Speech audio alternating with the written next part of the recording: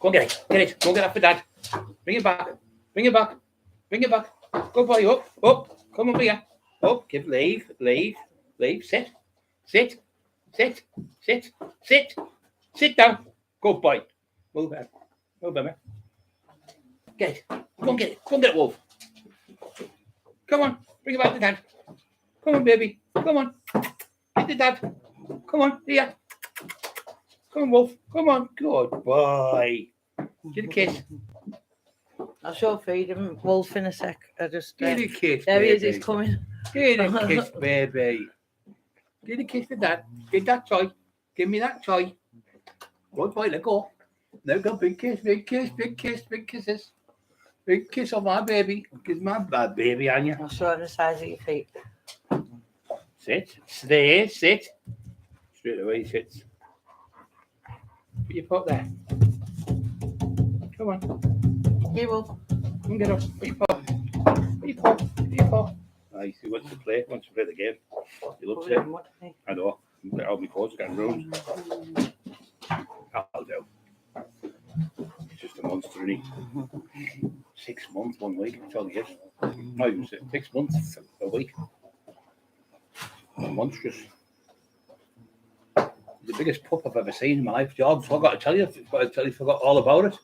Guess what? What? They don't grow to 26 inches or 24 or 25.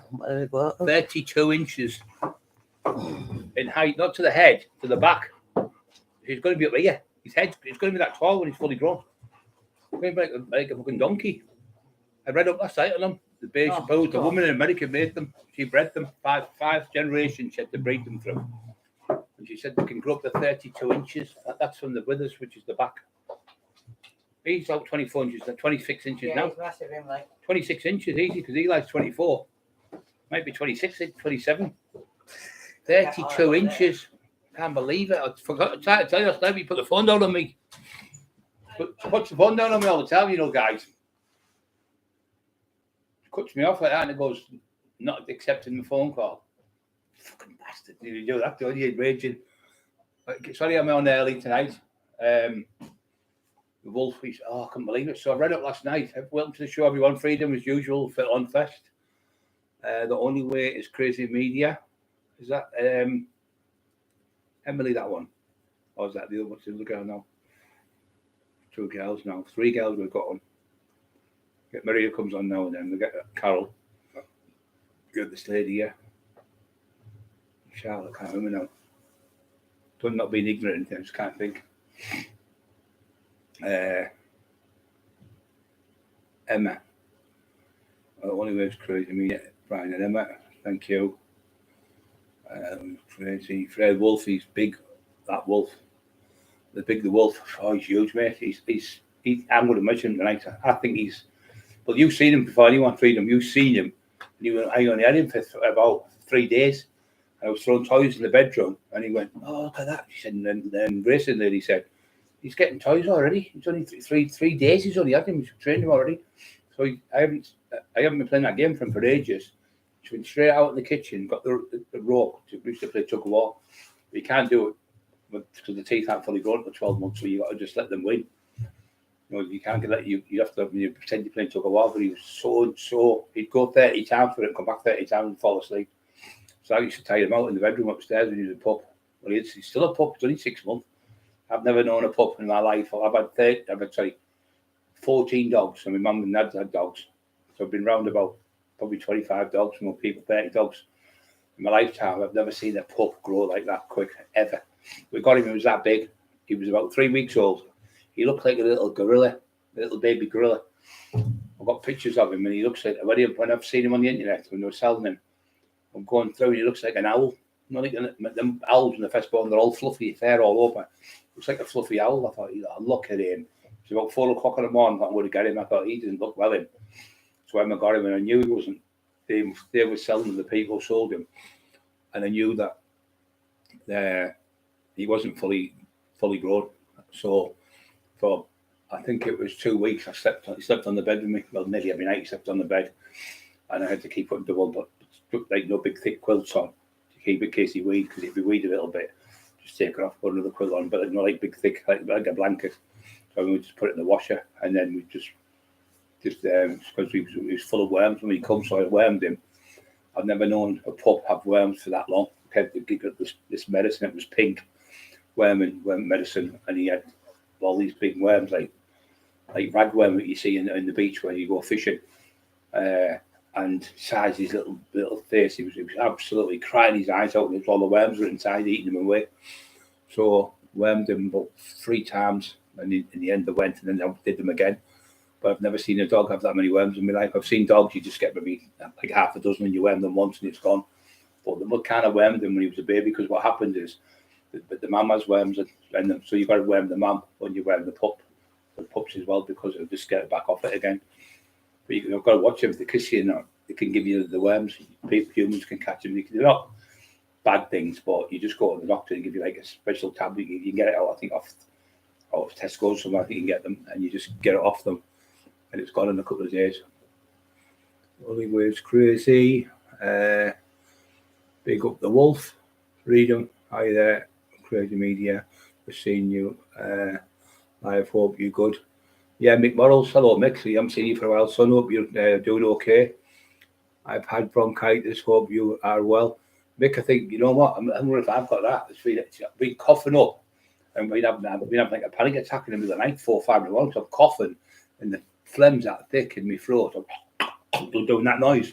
And then when you go to sleep, it starts, you go to the bathroom, spit it out, then you get a drink, rinse your mouth out and brush your teeth, try and clean your teeth like that. So go back to bed, and about 10 minutes later, I could feel it trickling again, more like that thick, like phlegm thing. But I fucking hell, when you're coughing, and you're rupturing your throat because you can't get your breath. Well, the House of Pain, Patrick Cohn. It's definitely Irish. Rich tea.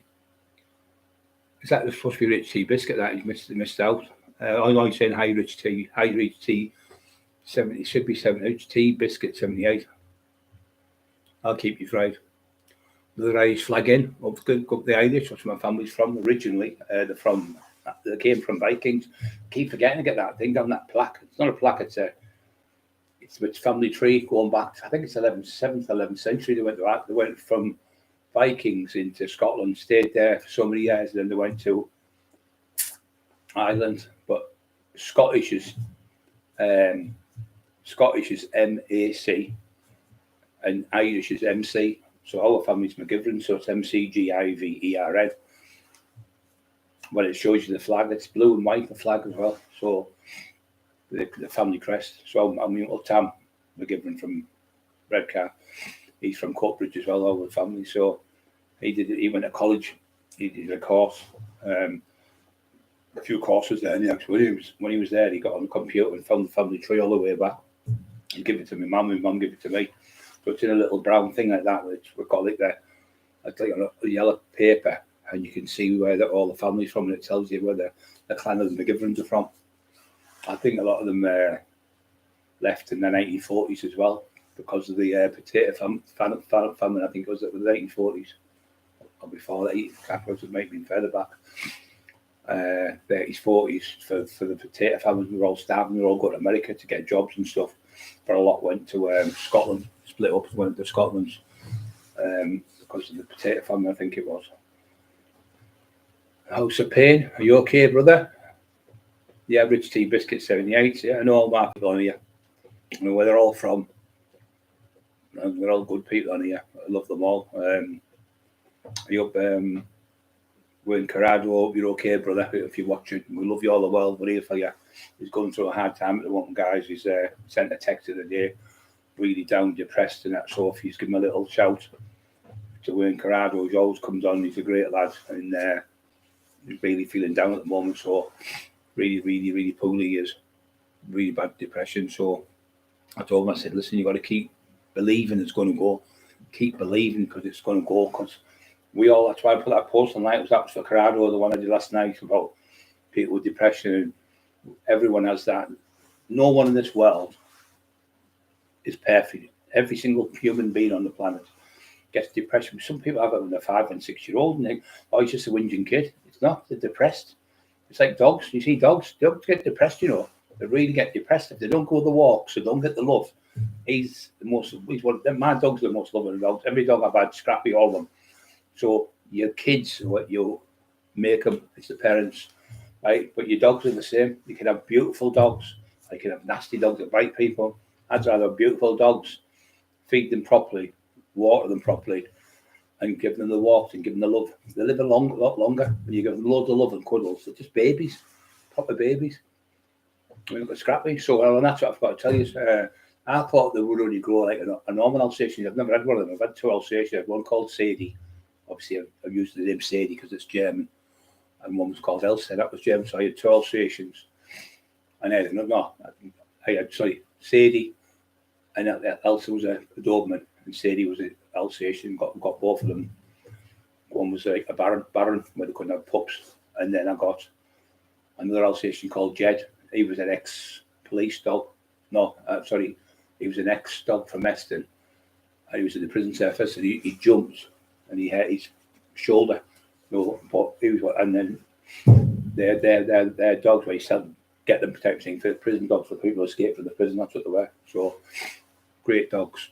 But all Alsatians are loving, and they will not back down to anything, and they will stand to the death if their mum and dad, not the pups, not the dog, mum and dad, like me and them, the mum and dad, members of the family. They won't let anyone near them. They'll just rather die fighting. They'll let anyone near the mum and dad. Somebody's put in a comment saying if you attack the mum and dad, or you have trouble with the kids of a family where they're in, right, looking after them, you've got a hellhound on you because they won't give in, and they're huge. So most Alsatians are about 90 pounds in weight, 100 pound in weight. These go to 130 pound. Fucking idiot! Just now it's over 9 stone. So the way he's grown, he's monstrous. He's as fully grown as most normal Alsatian. So this woman from America bred them. I think it's 5 generations. 5 different times she's had to breed them to get it. So the more they breed them, the less wolves in them. So the ones further back, like his breed, they've got some. They had some like 60% wolf in them. Wolf crossed with a wolf and a dog. Wolf dogs they call them. One Skeet, Peter the Box. Are you all right, Peter? There's nothing better than the dog when you're depressed to come in and Eli's been in a day, woke on the bed, a couple of jelly babies every day I give him. So he has his jelly baby. Do you like them? Talking like a fucking alien, like a clanger. He's going, he's hit the door like that from off with his head. He's like nose. They look like prehistoric monsters, don't they? English bull terriers. The only dog I think they look like them Egyptian dogs, where they're prehistoric looking, scary looking dogs, like Jurassic Park. Them Raptosauruses, I think they're called. They look like the prehistoric, and they're so tough. Them bull terriers. Just once they get older, you can't get them off. So they used to breed them, but bull bait, and they used to put them on a bull, chase the bull around there, where they used to slaughter them. And they used to think that if the bull was scared, the blood would go into the meat, into the muscle, and make it more succular and be a lot easier to cook. It'd be nicer to eat. So they used to put them on the bulls. Bulldogs used to be the first ones, and then they started with bull terriers. And there was holes on the wall like bulls. You can see them hanging off the animals, which is horrible to watch, but that's what they were bred for. And then the gentry, which is obviously the upper class. That's where that saying comes from. The upper crust, the upper class crust, because they used to cut the crust off the top and give it to upstairs. Was the upper crust, and that's where the saying comes from. And then Victorian houses. So they used to have one or two English bull terriers, but the black bits come from Dalmatian, because the Dalmatian and bulldogs. And there's another dog, I can't remember the other dogs. So 3 or 4 dogs to breed them. But they're just loyal. They're the same, they're loyal as hell, them. You see them, don't you, in Bill Sykes when he's got their bullseye. Armchair criminal. That just looks like that daft cunt. Sorry for swearing at any ladies in the house. That's that divvy. That's that crank. He's been at it all day again with these fucking stupid texts talking shit. Talking cack again as usual.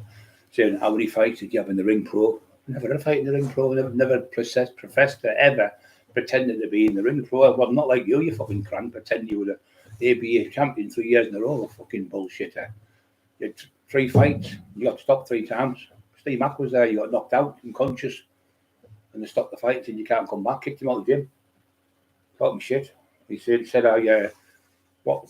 He said, oh, Brian got interviewed to be the Hulk. No, what somebody said is, Brian, you could have played the Hulk, and people have said on me videos, fucking hell, Brian, you're as big as the Hulk. You know, like say for instance, you'll see a big dog, that dog's like a donkey, or Brian's like as big as a bull. Somebody say I'm going to be a bull. So somebody said, Brian, you could have been the Hulk. You could have played the part of the Hulk. You know, question of the size of your back on there and your arms and your legs and stuff.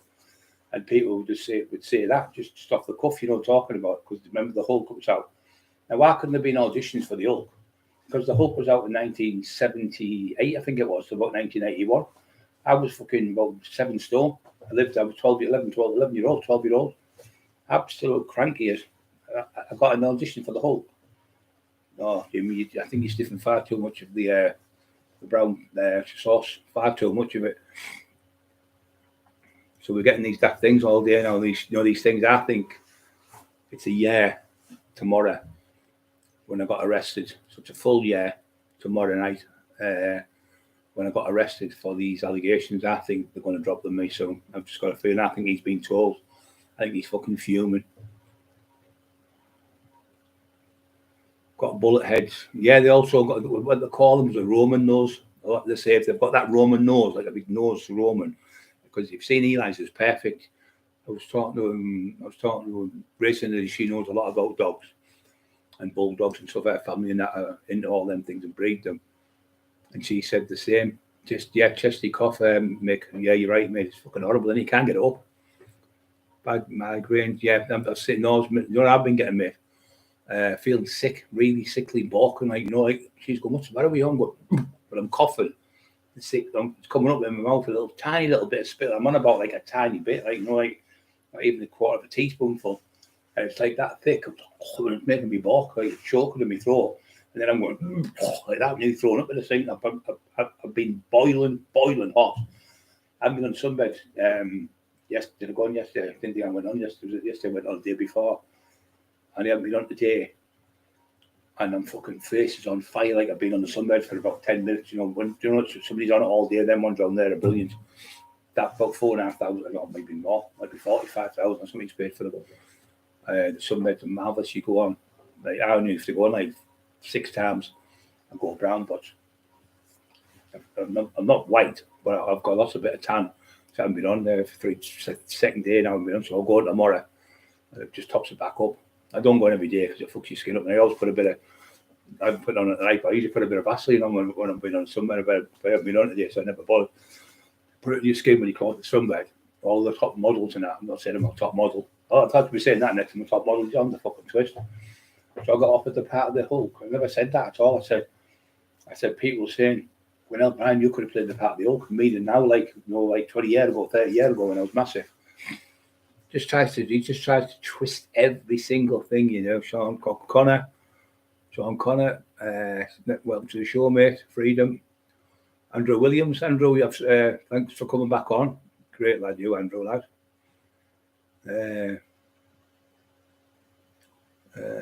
Drop and buy a coffee link, but please, I'll still used to buy me coffee now. Buy me some medicine. Buy me Mick a bottle of medicine, please. We both died. So you've had the exact same thing as me. Like terrible it is. And if I've been getting my nose, I thought it was I got these tablets. I forgot to tell you, Mick. What I'll do is I'll tell you. I get a lot of allergies, mate. Terrible. I'll get terrible in the summer. You know, this pollen and flowers, and I'm sneezing. I'll sneeze like 40 times in a row. And sometimes I'll sneeze that much, I'll get out of breath. I can't get my breath. I'm going to have a panic attack. Mick Models, thank you very much. God bless you, brother. Thank you very much, Mick. But whatever you do, Mick, don't take medication. Like, no, if you take night nurse, whatever, it's okay. Or cough medicine, but don't take paracetamol with it because it can make your thorax inside and your stomach bleed, give you ulcers. A lot of people take for the paracetamols, they take for their head. I think Nurofen's the best one to take, but you can take double up on them. You can have 2 paracetamol and 2 Nurofen at the same time, but you can't take 4 paracetamol or 4 Nurofen at the same time But you can double up on the meds every 4 hours. You can take 2 of each. But yeah, I've got all faint tonight. I've got boiling hot there, guys. My face just gone red hot. Like you've been in the sun for ages, all day, and you fall asleep. And you're abroad, you wake up, you're fucking red raw. It's horrible. Yeah, Trevor Turner. Could afford the jeans. Yeah, you're right, mate. Yeah, fucking Hulk. I remember it. I used to love it as a kid. It was day. It was Lou Ferrigno. He was well. I said, well, I want to get bigger. I want to get bigger than him when I was a kid. And I think he was 20 stone. I got up to 20 stone. Everybody had a better physique than me. Don't get me wrong, but he's bodybuilding. But I was a lot stronger than him and Arnold. They were doing like 400-pound squats. I was doing fucking 880-pound squat. And I've got it. He's going, you're lying. So I put it on the video. Like, hey, but you're not even doing it properly. Everything you do, he has to pick holes in it. Fucking crank. And he's going, yeah. What did you do? Set it up. There's a video where I'm doing a squat. There's one where I'm doing 7 plates and I do 2 reps with it each end, which is 300 kilos. I think it is. Yeah, 300 kilos, which is 660 odd pounds. Couldn't even budget that much. That's probably half the weight of a fucking car. Like a family, like not a big car, but like a little car, like women have a little car to go shopping with. The weight of that, picking that up, and that concerned me. And then I did the grip work, which is on the barbell, which is 460 kilos on it. You've seen, I think there's 11 plates each end, 11 20s. I think it works out 460 k. So my mate, who was Martin Robson, he used to have a health shop in Linthorpe Road, really knowledgeable, really clever than I am, a really knowledgeable person I know about vitamins and training and stuff like that. And he said, I used to train with him, and when they were benching 3.5 plates they were doing, I was doing close grip with it. I was benching the close grip, and he said, I seen you do for nearly 400 pound close grip, right? When we used to do bench, you used to jump in because he used to be with his mate. And he said, and you were doing upright row with three plates, 320s, 140 k upright row. And I said, I've never seen anyone do that. He said, look at the deadlift, them type of words. So when I was telling these stories, he's making up. So when I put the videos on, there's a bit where I'm squatting 7.5 plates, and I'm coming back, and it's that heavy, the bar's bending, and there's 3 or 4 of them helping me. And then a lad walks in the way, and he went, oh, did you get him to set that up? So there's like 4 people helping me because the bar's that heavy. There's 2, one on the camera. There's another one at this side. Everyone stood around watching. And one lad's watching like that. He's training someone, he's training instructor. And he walks in the way the camera in a second. Mark the camera, and as he walks back, I've already done the thing. But I should have been down about another 3 or 4 inches. But I couldn't get any more further down because it was I was burnt out. But later on, I did it again. So I went back in and did 7 plates instead of 7.5, and I ended up getting 2 reps with it. But later on, I got more because I was getting stronger. But when I first went in there, I was 21.5 stone. When I first started back in the gym, I got an injury. And then when at the end of the gym, you'll see me at the very end, but I've got a pair of American bottoms. I'm going to put a video up for you so you can see it. I've got a pair of American bottoms on, and I've got a pink vest on, and I'm doing a bit of shoulder because I can't even lift them up. My arms completely. I've got chronic fatigue where I couldn't even lift the fucking. I had to stay off for about 3 months. Training the doctor said, I'd never heard of it. Chronic fatigue is when you go overboard, your nervous system, everything's shot. So I had to come off for 3 months. I had to stop training. Completely exhausted I was. So you can tell if you can't sleep on the night when you're training, that's when you're training too much. Steve Mark, mate, I hope you're okay. Yeah, thanks very much, Steve. Yeah, just that fucking crank. Steve Shannon, two lads from Groveville tonight. 2 Groveville lads. He said, the other thing he said, he was doing a book on Brian Clough. Well, all them down there, Basil, every one of them said, you fucking come to Groveville, you won't get out alive. All the Groveville lads will fucking destroy him. He can't go anywhere in Teesside now. That they'd be chased out of every estate in Teesside. And the great thing was, everyone like stayed on and Carl Walker, all been arrested. They've all been let off because it was all bullshit lies. 4 Irishmen in the back garden with guns, going to shoot them in the front garden. Sorry, fucking bullshit. Peter to box sugar cane. Sugar cane. What's sugar? What's that about, Peter? I'm lost, mate. Sugar cane. Sugar cane. That's when you get. I was in Dominican Republic when they're out there big You only get fucking some like £3 a day, £4 a day working all day, then fucking in the heat. When I was there for 3 weeks. And the big sugar cane, big canes like that. It was like bamboo looks like, and you cut them and they're all full of sugar. But you can't go off the camp because people get chopped up. They sell the crack out there. I never bought it out there. They sell it out there. Something like $2 for a 20 stone or something in Dominican Republic. This was like fucking 20 odd years ago when I went. I was fucking huge, monstrous I was. And over there, they've never seen anyone like that type of size. It was great. We walked on the beach and was having a laugh with me. But they're all lovely people. They were really nice people. Got on with them as well as anyone else. I always get on with people. Always nice to be nice to people. And I never come across. I never have that arrogant look at the bully when I go in pubs. Hey lad, you're all right. I hope you're not going to beat me up tonight. I'm too old for this. And they just start laughing and come over and give me a cuddle and give me a fucking shake my hands and that, and just they all know me. Most of the dads are like fighters and that from the day. It's their sons who I used to work. It's their sons who I'm talking to, who worked on the door, like Big Bryce Flaherty and people like that. And there's younger sons. Remember you going around their houses and seeing them with the kids and saying something as they tell them, go and get yourself to the cinema or whatever, and things like that. Kids don't forget. That's what Baker said in Great Lad from Stockton. He was slagging me to me and Terry in the pub. And he went, it's lovely here, because he's been chased out of Middlesbrough and all over that way. And Stokes, they'd all chased him, Steve Redcar, Dormanstown and Grangetown, all of them chased him. And where Steve Shannon, Steve Matt lives, they all chased him out of that area. So he had to go somewhere else for drinks. So he started going to Stockton. He only lasted one day. Went in the pub, nice and Stockton, beautiful. It's the biggest, widest high street. I think it's the widest high street in England. And he was in the pub there, going, it's lovely, and everyone's dead friendly and all that. And he heard him go, he said, you still got trouble with Brian? And he went, yeah. He said, fucking Brian was good to me when I was a kid. He was good to me, my family, and my dad and things like that. He said, fucking good man he is. I went, he's a fucking divvy, he's this, that, and the other. He said, get out fucking side. And he started calling little Terry. He said, Terry's a good man. I know him from the steam packet. He was fucking brilliant, lad.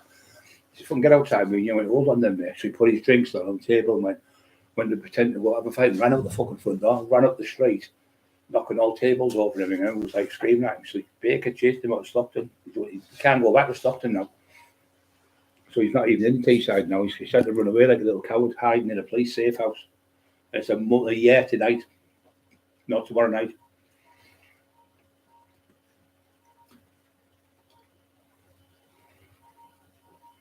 Yeah, look, that's what I was saying, guys. So he said I wasn't that big.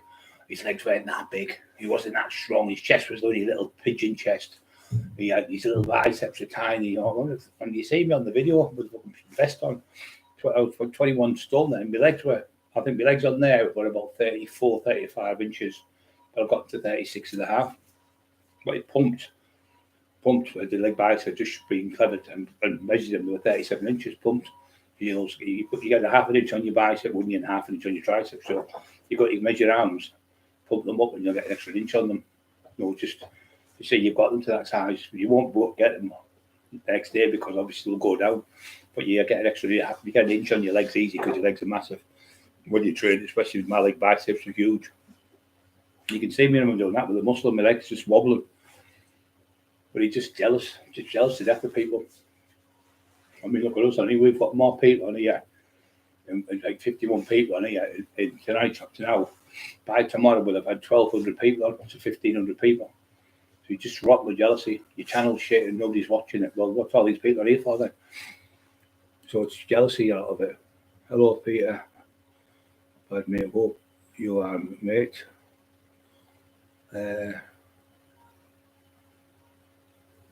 Yeah, I've got milkshakes in here, mate. That's what I have. These, Mick. I'll get these. I'll get them. I'll get them, mate. Them ones there. They're full of. There's no calories in them. There's no sugars in them, and they're full of protein and they're full of carbohydrates. So I have that one now. I think it's got 25 grams of protein. It's got loads of vitamin D and vitamin B12, no added sugars, and fat-free. So you can't get fat with them. All they do is give you energy. You need carbs still to give you, to make your muscles bigger. You can't get muscles without carbohydrates. People think, I'll go and eat just loads of protein, you end up damaging your kidneys. So you have to balance it. You have to have about 30%, 35% protein, 60% of 55%, what do you call it, carbohydrates, and then the rest is just fat. You still need fats in your body. But the best thing to eat is, you already having tuna, but if you have tuna all the time, you can get mercury poison off it. A lot of people have been getting bad for that tuna in the sea over the years, because they're eating tuna every day. And the thing is with tuna, I think there's like 40 grams of protein in it, but that doesn't mean nothing, because your body can't digest that much tuna from the protein into it. You probably don't digest 25 grams of it out of the 40. So some proteins you can have 100 grams, and you can only digest 25, 30 grams of protein. You can only digest, they say that you can only, I think it's wrong, that you can only digest 20 grams of protein at one given time. You can't, because everyone's different. Everyone's different size, physiques, different metabolisms, different the way the body works. Some people sleep 6 hours, some people sleep 2 or 3 hours like I do, and still be okay. Brian, big shout out from the Northeast TS3. Thank you very much, Paul C, mate. Thank you very, very much, mate. Yeah. Hope your morals. Yeah, Mick's a good lad. He's a good lad, Mick. 47 on, 17 thumbs up. Don't forget to push the like buttons, guys. It does that troll's fucking head in when he sees us getting like 60, 70 every night likes. Because when you look at most people's channels, they might get 1 or 2 or 3 likes on one live. We are getting 60, 70 likes in one night. So by the end of the week, we're getting some like, you get 6 days. Every 6 days it comes on the analytics and tells you what you've got. We're getting over 600 likes a week, 630, 640, 650, sometimes more.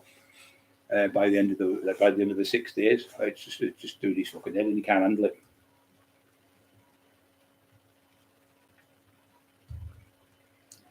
Fair trade logo they put on food.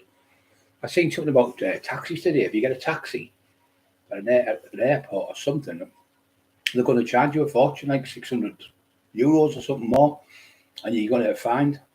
We're on about putting the fucking insurances up. Or was it the tax? The tax up, was it, I think, on the cars. But would have crippled the industry because no one could afford it. So they're absolutely mental. It's like the mortgages. My mortgage is £360 a month. It's gone to 900 and something now. It's nearly £1,000 a month. So there's people all around where I live now. I've got for sale signs up. You know what I mean? So, but the thing is, next year, like the next 6 months, so they're going to go up about 20% houses. So I put like another 50 grand on my house if it went up that. So I have to move by the next 6 months or so, because my mortgage runs out in 6, 7, 8 months, I think it is. But I could get extended, pay the house off with the money that I've got. But I do what I'm going to do, because there's so much to do. And what you can do, you get a loan again with the equity. I've got a fortune in equity in the house because I don't know that much to pay off. So it's just too big, I think, for us now. The house is just too big. Fucking four bedrooms. They never get used, and all that electric and gas getting used. We heat the rooms and stuff.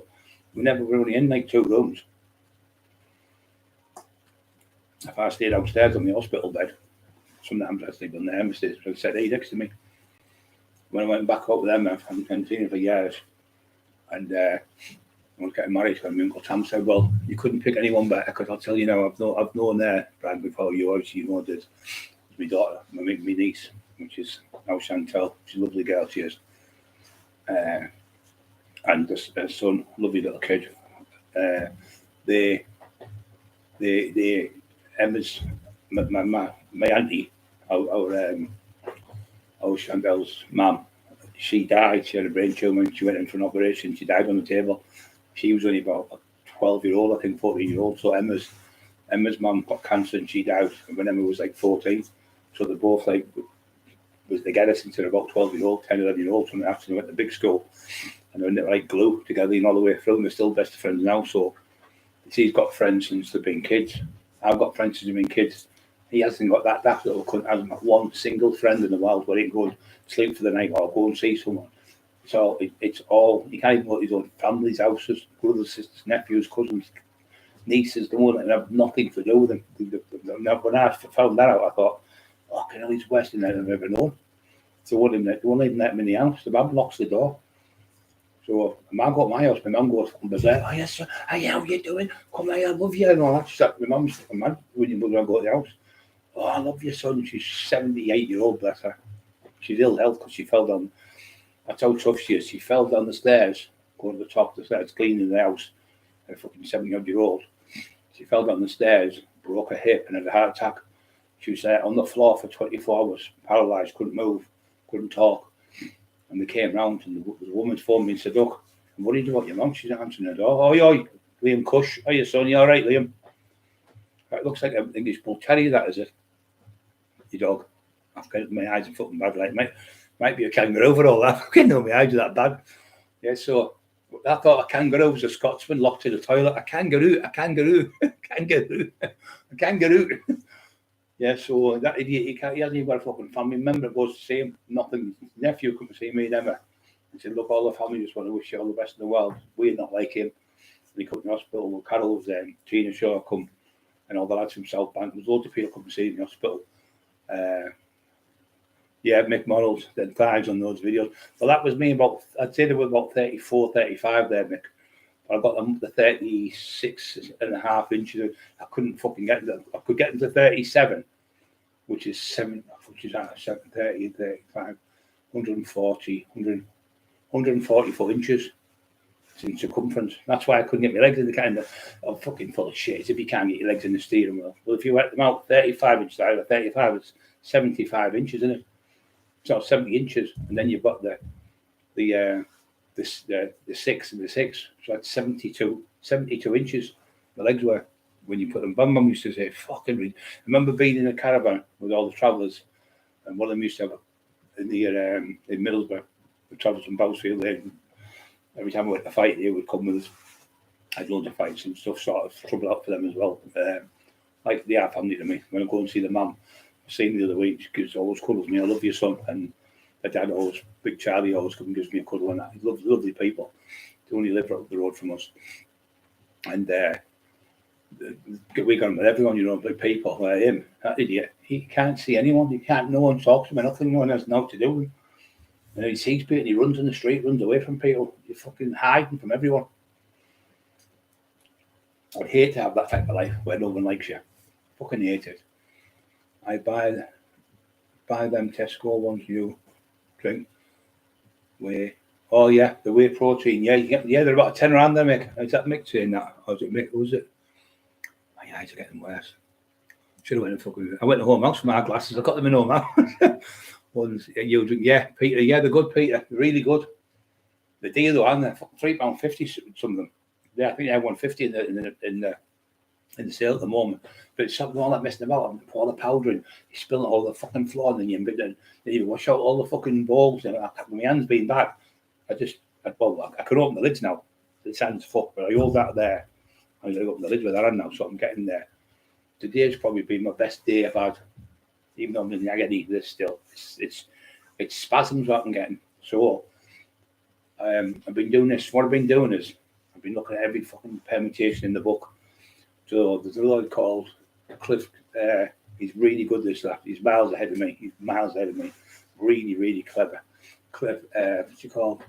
Jeff Cavalier. I mean, I can train. I know everything he's talking about, but he's at a different level. I'm like say number 7, and he's probably at 10. You know, he's 3 levels above me, right? With what he knows about training. It's called Jeff Cavalier. Now he got to be good. He's trained Stallone, The Rock. He's trained fucking Mayweather. He's trained all the top boxers. He's trained fucking the football, we call him, Man U. Ronaldo trained him. Messi trained all them. Fucking brilliant. So Jeff Cavalier, go on that YouTube channel, you'll see him on there. He's not big. He's more like an athlete. I think he was an athlete. I like a gymnast he looks. But he fucking knows his shit, him, really knows. So some of the things I've been watching the last few weeks, I've been doing. So he says, look, Peter, we're back. You're doing it all wrong. He said, Peter, trying to shove the back coming that way and lift it up and coming back up. You're going to pull your back out because that's where your vertebra is at the bottom of there. He said, you'll end up with a bulging disc. I think that's what I did a couple of weeks ago. I think it come out a bit. So he says, what you're going to do is, I can't get one here because the Roman chair, I think it's called, where you lie on like that and you lie down, then you lift up like that with your hands. You lie back down, you lift up with your hands. It's like that shape, like that, like a bottle. It's like that shape, like that, and you lay over it. And you can put like a weight around your neck, around all the weight there, to strengthen your lower back up. So what he's telling you is that the muscles that you're doing, what you're pulling that way, are pulling your back out. Where this one, he's saying like hang off the bar, which I knew that myself. I've been doing that for years. And he's doing a few other ones where you do your scapula. It was him who I watched and showed you how you can get your scapula. My scapula's back on all them years, about 15 years. Scapula crunching, look at that, and I can't eat a thing, nothing's happening. Just by doing that with a elastic band for 6 days I've been doing it. So he says, but make sure you do it 3 times a week, and maybe do it before you do it back to warm your back up. And I was doing face pulls where you hold it there and you squeeze like you do with your wings type of thing, you know, your scapula at the back, and you squeeze them back. So people don't know how to train them. And there's another one where you put your hand on the wall and you push yourself to the wall and squeeze them together. Like you've got an egg between your shoulder blades and squeeze them. That'll strengthen your scapulas up. That makes your bench press go up by about 20%. Most people who are weak benchers, the scapula's really weak. So when you're in a hospital bed, I was in a fucking hospital bed in a wheelchair for a year and a half. So my hip flexors have shrunk, which I knew that. And because they shrink, they're tight. So if something shrinks, like you put something like you have a t-shirt, cotton t-shirt, and you put it on, your baggy, you put it in the tumble dryer and put it on, and fucking hooks up here, it shrinks, and you think, well, that's what it's like, your hip flexors, so they shrink. So what you've got to do, and all the stretching people are doing, it's no good. Stretching is okay if you're stretching it out. But the thing is, if they're weak, you've got to rebuild the muscle. The people are doing all this stretching with these fucking yoga idiots and all that shit, and it's not coming back because you've got to strengthen it. So if it's weak, that means the muscle's not working properly. So you've got to redo it. So I've been doing clams sideways. I've been doing leg raises, and I've been doing standing ones where you just lift your leg up holders. But you can tell if it's weak. If you lift your leg up in the air, just stand up straight, lift it up to that position, like your knee up, and you'll feel in here if it's tight. Or don't, it might be bursitis, it's called on the side, if it's that one. Or celiac and your psoas. Psoas, it's P-S-O-A-S, I think it's psoas is there.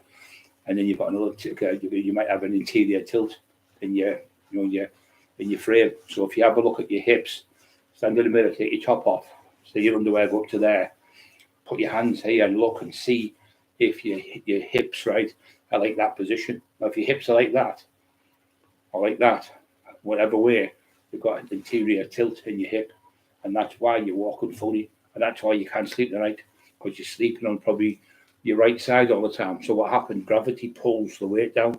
If you're on your right side, on this side, in the fetus position, going to sleep every night in the same position, what people usually do, what's happening is pulling the gravity, it's pulling your organs down and everything, so you end up with bad organs and everything, livers, kidney and everything, because it's all dragging down. Gravity, everything goes to gravity in the end.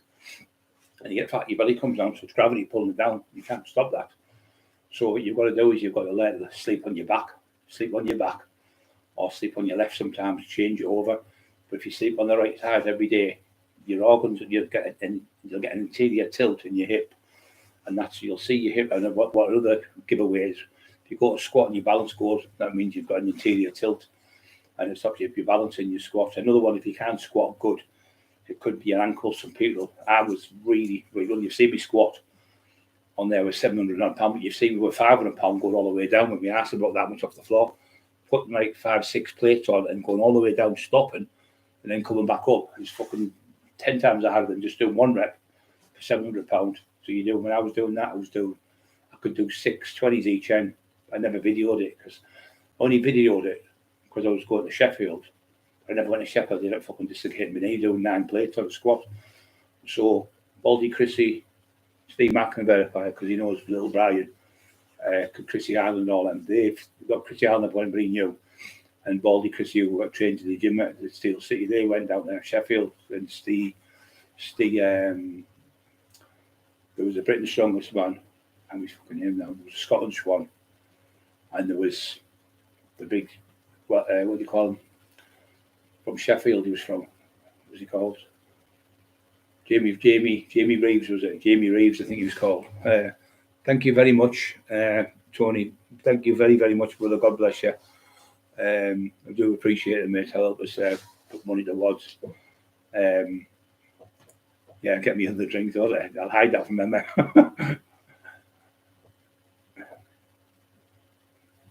And messages. Hit the likes and would. And to grab your coffee, please hit pinned messages. Thank you very much, Peter. You're a legend. So, 20 thumbs up. Oh, guys, we can do better than that. There's 54 on. Push the like buttons, please. So we'll get to the 60, which would be appreciated, because I don't really get paid on here because I talk about things where I'm swearing all the time and that. But I think if you just become on and you try to not be yourself, nobody watches you because you think he's acting here because he's not being himself. If you just be yourself, I think you're better. When you try to pretend to be something you're not, you look like a fool. It's like trying to pretend to be a fighter and you're not a fighter. You'll go in a pub and you might be massive, you might have great big muscles and all that, but it doesn't mean you're a fighter. I've had fights like that. I span 6'10", 22, 23 stone, with Chris Curry, where the video of Chris tells you the story, and I've hit him one punch and fucking sparked him, got him down like a bag of shite.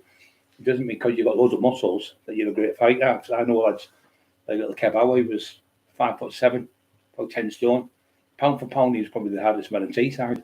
Another one called from Peter Rowe's friend, I think his name now, Tony Boyce from Grange. If you're watching there, Tony, great lad. Me and Tony had some great times. He'll tell you how fucking strong I was. Tony used to train in the gym with me. Used to go upstairs in the gym. It used to be called Rumours, and I used to be in there squatting 8.5 plates each end for reps. I could do 6 reps with 8 plates in there. When I was in my day, I was about 24, 25, 26. That was when I was at my strongest. That one, the one you see there, that was me when I'd been taking crack and all sorts of that. Before that, I was monstrous. But I got big again. As you see me when you see me in the McIntyre documentary, you see me abroad and I'm still on them rocks. Not them rocks, the crack rocks. On them rocks I'm stood. And I'm in the pond, in the pool, and you can see how big I am there. My traps are fucking touching my ears. He's going, it's on steroids. No matter what you do, no matter what, anything you do, you can't lift more than the Eddie Hall. I never said I could lift more than Eddie Hall. Never once in my life said I boxed professional. You know why I said I could box professional? Fucking crank. He just tries to make lies up because you're the crank. ABA. Steve Mack said, he said, Steve's on here now. I think Steve's still in this chat. Steve seen him in the ring get knocked clean out, got sparked on the floor by my friend from Asian lad from Doggy, which is North Ormsby. He got in the ring and John Dryden, he got punched on the floor, a couple of punches, bust all his mouth and nose. And you get, come on, this is the second time now. You can't come back to the gym. He bad to the gym. They barred him out of the gym. He couldn't fight. Little snivelling, little snitch. One fucking 2 punches and he got sparked. He said, this is the second time now. He said, it's not for you, son. He said, I'm not being disrespectful, it's not for you. Don't come back to the gym. And then went to Marty. He said he was in the saving there. He said, punching below the belt all the time. They had to stop him from punching people below the belt. He was always fucking punching people in the knackers and stuff. He's only that big, isn't he? Only about 5 foot fucking 5. He said he was 5'8". He's about 5'5", 5'6". And he's got an ounce of muscle on him, not 1 ounce of muscle. One, I know me by loads. Yeah, I've got loads, mate. I've got about 20 upstairs of protein and 20 of them. But it saves like in the middle of the night, I'll wake up and have a protein drink. So there's protein in your body while you're sleeping. So it's building the muscle back up and repairing it. Because when you train, you break it down. That's called catabolic. You're breaking it down. And when you're asleep and your growth hormone comes, well, you don't get as much when you're older, but when you're asleep, your growth hormone comes out, and your protein and your amino acids and your vitamins and stuff like that. Vitamin D3, you need to do. Tesco sell them, and the 4,000 I use. The tablets are about 12 quid but they're well worth it. You take one a day of them every day within about 5 days, 10 days, you'll be a different person. I've been on them. They haven't got me them. So I got the other one. They're only 1,000 I use. And vitamin E is really good for your skin. Vitamin D is good for helping you produce natural testosterone because you don't get not much food has vitamin D3 in it. There we go again. Look, get slow. Fucking dash me head in. Sorry, I can't get it. Can't fucking breathe with it. My fucking chest terrible.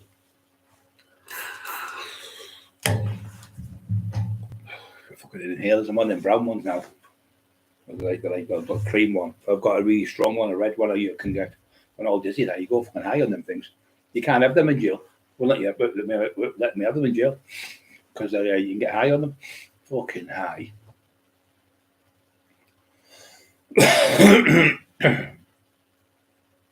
Oh, go on, Mick Morrells. He's the man. That's his all fucking now. Mick will be hitting everyone with the spanner now. He's got Paul C's got one. Is it Mick or Paul C? Is it? No, I'm a moderator. It's fucking funny, them two. Thanks from the family. Oh, I'm a family man. You are, but you fucking have. You are family. You know that. You're welcome to this house anytime, Mick. Any fucking time, mate. All use it. I say when I get fit again, we'll start to have people over and people come see us and stay and shit like that. We'll have days out on the pub and that, have something to eat and that. Decent people who use that on here. I wouldn't have his on if you were divvies. Deadlifts, his wrists snapped. Who's that, mate? Afraid? Who said that? Who seen a guy deadlift? Oh yes, his wrists. It's not. But it's the weight, mate. You can fucking serious weight. I mean, that weight. It wasn't a proper deadlift. It was me just getting me hands. So what happened is, I'd never deadlifted as young. I was about doing bodybuilding. I was competing in shows and stuff. So it wasn't beneficial for me. So I'd do a bit, maybe 4 or 5 plates, and that'd be 6 plates, that'd be it. But when I went to 6.5 plates, I got 6.5. I was stuck, I couldn't get it, I kept dropping the weight. So anyway, I talked to Steve Brooks, who's my mate. He used to have a shop in Linthorpe Road with I don't think his name is Robson, what's his first name? Can't be fucking Robson. Anyway, Martin Robson, he used to have a health shop there as well. And he knew everything about training and stuff. And used to get me creatine, gluten and stuff like that from him. So he said, the best thing to do, he said, how much can you squat? I said, I've done 8 plates and a half. Well, no, I'd have to see that, he said. No, you could see this. I said, what can you squat? He said, I do 6.5. I said, I can do 6.5 reps for 20 reps. He went, 20 reps? So I could see he thought I was lying. You know what I mean? So, you know what I'm like, fucking straight away. So we'll have to get a fucking camera or something because we didn't video in them days. So anyway, Brian Flaherty got one, young Brian. And Brian's got there and there's training on it. So he videoed me doing the 6. I haven't got the video because fucking his missus, we had different tapes on it. And his missus only videoed over the fucking video where I've done the 6 plates, where she's got a kitchen. She's getting a kitchen in the house and she's videoing the stuff. And it went over my fucking bit where I was on. Fucking devil. He went, oh, that's only fucking ruined it. He said she's been putting you can see me, then all the fucking kitchen, a table and chairs and all that come on. She's getting a kitchen done from the shop. I was fucking gutted. And there was another one with me where it was all photographs. There's about 40 photographs. I was huge. And I was down to about 15% body weight, my body fat BMI, and my veins. I looked, they were like, my veins were all blue. You could see, and I did that. I was fucking. You could see how shallow how thick I was. So, Bam Bam was there, and a couple of travellers went and seen him. And I was in the caravan. I said, "I'll show you how big I am now." And I took my top and went, "Fucking hell!" We're like shocked as well. 2 or 3 weeks ago, we went on the corner about the 15 coming out for fuck's sake. I look like a fucking. We roasted on you. No, I said, show me how big you are now. And I went that, and my back was fucking monstrous. My back, 58-inch chest they had. And they were like they were men, 25, 30-year-old men who were going, with the mouth open, like a little kid looking at you. And then when I remember Liam Hartley, God bless him, great lad, Liam. I went and seen Liam with his dad, Mark. And we're talking, Liam stood there in an ice cream eating. He's going, because I was that big and later his dad went, he's fascinated the size of you, Brian. His ice cream started falling off the ice cream. He had to put it back on. And he got some pictures of me and Sean there, good best friends with him. And lovely people, them, lovely people. Yeah, and the kids used to always go. Kev Kilty's kids used to come and see them. They were fascinated. They'd get all the men. If kids in the street would come in, I'd come in like that, come in the Porsche ones, and all the kids went, "Oh, here's that man! Here's that man! He's that strong man!" And then all the kids would be stood in the street, like 15, 20 kids in money vans, all stood there in the street. And I'd come around about 20 quid to throw the money in the air with them all. They'd punk out like 50 pences and stuff. But I always used to go and see Kevin. He lived on the corner near the pub. I always used to whenever any counter stay I'd always have loads of change in the car, like a big load of pound coins and stuff or whatever, or 50 pences, sorry, them days. And I would just throw all the money on the floor for the kids. I mean, Sean and Dave, we pulled up with the garage one night. We've got from Petrol, there's got 6 kids there. We give them all a £5. I give them all off me, give them a £5, and I give them a £5. So they all got, I think there was 6 of them got a £10 each. They went, £10, we've got £10. That's Brian Cockerill, he's Brian Cockerill, they were saying. He said, "I'll never forget that." I remember me and Sean going to the petrol station in Middlesbrough. About 6 o'clock at night, it was a dark night. That's what Baker said. Oh, chased that tinfoil. Chased it right up the fucking street. He said, I'll tell you what, he can run for a fat cunt. Steve Mack said the same. He said he fucking flew like a rocket. That's pure fear. You know, when somebody runs like that, pure fear. Like, you got caught, Charlie. Fucking shit house. I'd rather get knocked out. I'd rather get battered to fuck. I'd rather die on my knee. I'd rather die on my feet than be a coward on my knees. I'd rather get beat up. Honest. I wouldn't. I'd rather, even now, I'd still rather go out. If there was anybody at the door, I'd still got, even you see me trying to go out when I was bad. I still went out. And they drove off on the bike. Little cowards. One was 15, because it was in the paper. 2 arrested, one from Middlesbrough and one from, well, the other one was from Billingham. And they came like, imagine using a 15 and 16-year-old child, but we all know what he's like, don't we? We all know he's hanging around with a 15, 16-year-old little boy. One of them looked like a little girl. On the back, he was a little boy. And that's what he said, didn't he, on the Jimmy Hart? Me and Oscar Wilde got the same thing in common. We're both like young boys. And that's the day I finished him, because it was a Sunday, me and Maniac were there, and I've told them all what happened to me. My brother got raped and he hanged himself through it. And he was fucking talking about that and laughing about it, about children being raped. I thought, you're fucking not right in the head, Joe. Not right in the head. And I knew that way. Bromley, hangman orders, I'm a Bromley, laugh out loud. I know people on there, my mate's on there. Good lad called Rob Holloway from down that way. And he said he was arguing with her on the phone one night. He said, she's fucking cuckoo, he said. She's around the... He said, he's a big lad down there. He runs out the town, loads of stuff in there. He does. Nice lad. He was talking to her. He said, and she was arguing when he said 5 hours on the phone to me. And then the next minute, it went off and come back on. And he said, she's still on the phone 8 hours. He said, the next day, she was still texting me. He said, she's got to be taking something to be awake that long. She said, must have been on the phone about 15 hours. Absolute big, massive epilogues and all like that she sends round the fucking bench. She is totally demented. When you look at her eyes, some of his eyes are popping out their head and they're demented. You think, fucking hell, he's dangerous. He's fucking mental. Because the eyes are the mirrors of the soul. You can see her eyes are like proper black. Her eyes go like that, fucking like proper staring at you. I think, fucking hell, she's on the twist there.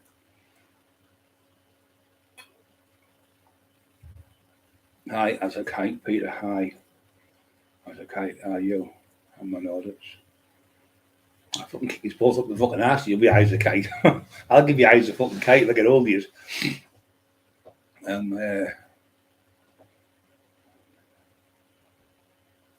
Oh yeah, I'm on orders. So where I grew up. I didn't grow up in Scotland. I lived there. I come down here when I was 3. If you're talking to me, hangman.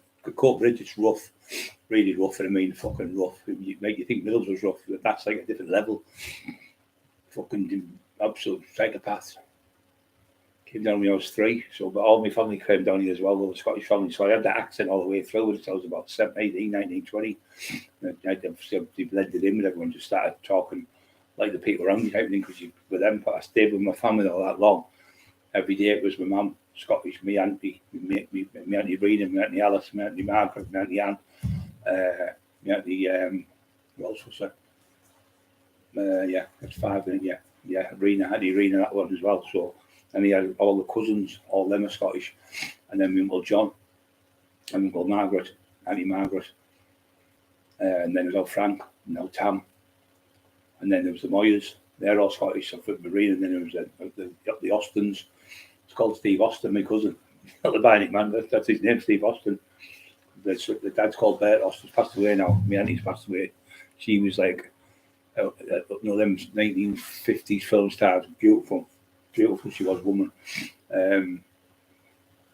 Absolutely stunning physique. She kept training. She was like me, she trained. Must have got it off her, the training. She trained for all her life, like weights and everything she trained on. Super fit. And she was 70 odd when she died. Alice, that was her name, Alice. Yeah, she looked like, them film stars you see in the 50s, glamorous, like Marilyn Monroe type of beautiful woman she was. All my aunties were the same, all beautiful women, but they're all small. But my auntie Alice was quite tall. Every one of them could fight. Every one of them, they had to, them did. I'm grand, Mickey, Hope, you will, yeah. Turn off the G. Fewer fear on, or he had plenty practice.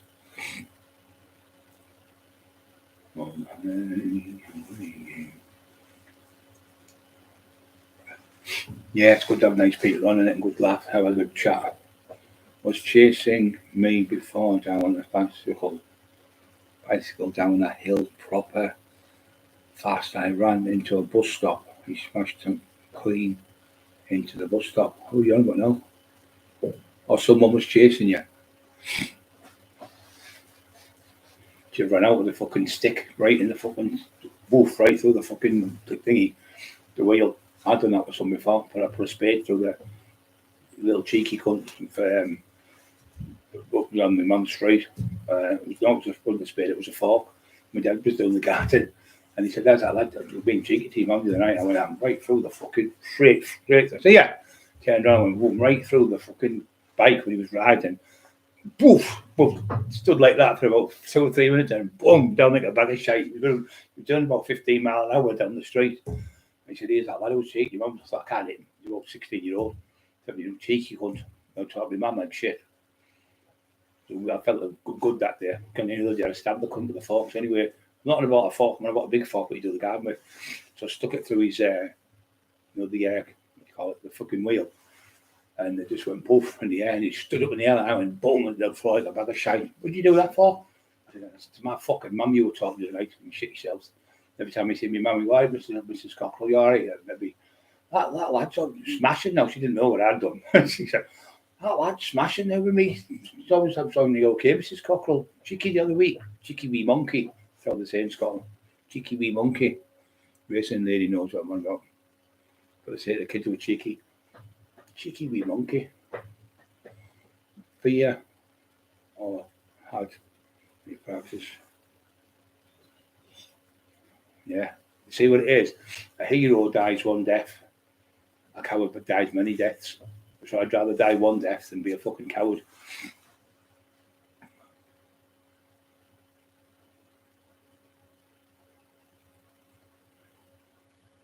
Yeah, that's poetic justice, hangman orders. That's what that's called. That's called poetic justice. I've seen that before when I've come out. I was driving down the road. I didn't have a car. I had a Saab convertible, and he had the roof down and everything. A couple of these that stopped, and you can go down where Smithy lives. Little Smithy's on the night. You go right where Smithy lives, and you can go left. So I went left, and I was looking at them, and the night before there was a man in mask, eight kids, well not kids, about 15, 16, well they are still kids, but fucking horrible. One of them kicked a man with a dog. He was about 40 odd year old. I was about 40 odd at the time, and she kicked him and kicked the dog, and he went to pick the dog up. She kicked him in the throat, he choked to death and died. She got done from there. I think she got about 12 years. So these 3 kids were stood there. They're all about 18, 16, 18, 20, I'd say. And one come on a bike, so there was like 3 of them. I know you're looking at you daft old cunt. I think he's out like from a rough area called Radcliffe. So I drove round that way, went left, and said, "Oh no, lads," drove round and sneaked back round the other way. Got out the car, went, "Here you are," and boom, fucking hit him. Right over the fucking top of the bike, he went flying. Grabbed the other one, booted him right with the fucking ass. And I went, "I didn't know it was you, Brian, I didn't know it was you, I didn't know it was fucking shit themselves."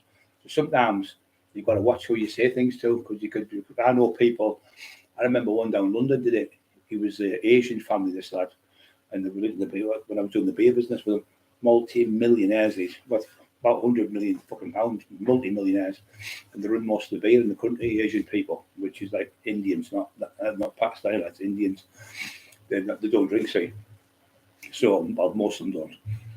So, this fucking lad had battered this kid in a nightclub, and he was only a little lad, he battered. And anyway, the next day, he was going into the nightclub, the bloke who he run the door, he was a doorman, big lad, 2 of them, and all he had is the car window come down, bang, bang, bang, bang, bang, shot him about 6 times, killed one of them, and paralysed the other one, shot him between the shoulder blades and fucking paralysed for the neck down. But the battered fuck out a kid about that big, not about fucking 7 or 8 stone, but his family were all Asian, fucking multi-millionaires, wiped him out in 2 seconds. So you've got to be very careful, because you don't know fucking who you're bullying. Bullies always get in the end.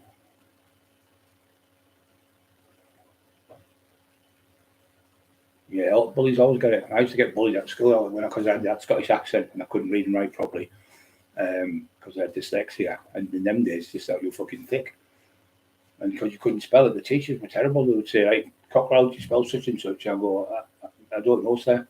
Stand on the table, stand on the chair. You have to stand on the chair in front of all the kids. There used to be about 30 kids in the class then. Stood on the chair, face go red, nearly cried. I was only what, 10 years old, 8, 9, 10 years old.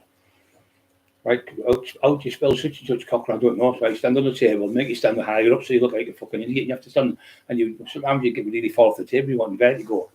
And you think, "You horrible bastards, go home for crying as a kid." And then there were 6 lads who used to wait for me every day, beat me up, because I was an easy touch. And I was always off school because I had asthma bad. And he died when I was 3, and he died when I was a baby. I was born with it. And when I was about 6, 7, I was in a hospital, in an oxygen tent for 6 months. Fucking big tent thing, fucking absolute shite. That's my fear, not being able to breathe properly. That's why I've always got inhalers and all sorts. I mean, because that's the only thing. My only fear I've got is not being able to breathe, because it's, you panic with it. And because I've had asthma that many times, and I've had pneumonia 5 or 6 times. So my chest's fucking shite. My immune system's garbage. No matter how strong you are, you're only as strong as your immune system. But I haven't got a good immune system. I try to take all these vitamins and minerals to help boost it. But I hate bullies. So anyway, these fucking lads, I remember once, I was about 10, and this fucker used to bully me. He was like 16, and you're 10-year-old and 16. Massive, big, like growing into man, isn't he? Technically, you're only 10-year-old little kid. He used to bully me anyway. He came in this club called Henry Africa's. We used to have the door there. It was called Henry Africa's. It was a theme pub. It had like voodoo things on the wall and spears, and it was like going into the. So Henry Africa's was the boat, the African Queen with Humphrey Bogart. I can't remember the other ginger black woman was in it. She was in it, and they made that. So when you got in, they had the boat, and you had to pay on the door. That was where the boat was. It's like a boat she was in, like where you take the money for the till in the till. And the lad walked in. It was a really posh nightclub. They were all over in Scotland as well. The racing natives of Scotland, they were at the Henry Africa clubs. Somebody bought them out, big franchise. So we done the doors, and great club. About I'd say 2,000 people that helped. Attending the rave club in the end. Come in doing all that, I think he's clever, cocky cunt. Oh, you remember me? No, I don't remember. Brian Cockerill. I said, when you lived in Romaine Park, I lived in Romaine Park, you lived in a little square on the corner. Oh, I remember you. You're the one who had the hard stomach. I remember I was telling you about my stomach used to be hard. He used to punch you in the stomach, he couldn't air me. He used to always have a hard stomach. So he said something out. You got a few clips off me, didn't you? When you were a kid, I went, fucking slapped him right across the face. And he broke his fucking jaw. He snapped his jaw, knocked him clean out, and he landed in the phone box, hit the phone, and fell down the fucking phone. It was one of them phones. He went in. It was in a boot like that, and it had a bubble thing around the top. You had to put your money in it, and you go beep beep beep. You know the old pip ones. And he hit him. It was about 1988, I think it was. And he fucking took his head off, and they had to get outside to go the back way. So the wall was about 12 feet. I tried to get on this fucking wall and I couldn't bounce around. So there was Cookie, Gary Russell, Benny McDevitt, and I can't get you up. Because I weighed fucking 20 with me boots on that, and boots and your clothes, could be over 24 stone. They were trying to get me over the wall. So anyway, they finally got over the wall. They went down this alley and got away, and the cops come. I got away with it. It was all right, but yeah. And then he found out, and he sent a message to someone who come to the door and said, he said, I deserved that. He said, tell him he hasn't gotten the police. And then he said, I deserved that. All the times I give him good eyes when he was a kid. So I got him back, the cunt. When you see something, you cunt, I've got you now, you fucking scumbag. I ain't no fucking little kid about fucking 5 stone or something now. Not even that. Could be 4.5 fucking stone, little kid about fucking 8, 9-year-old, 10-year-old, little skinny thing I was. My legs were like that, little skinny legs. My dad used to call me Angela Ripping Legs, remember the newsreader? Because my legs were that skinny. When I used to play football, I played in the school team. Played football, my legs were like that. I was the skinniest kid in the school. I was like a rake.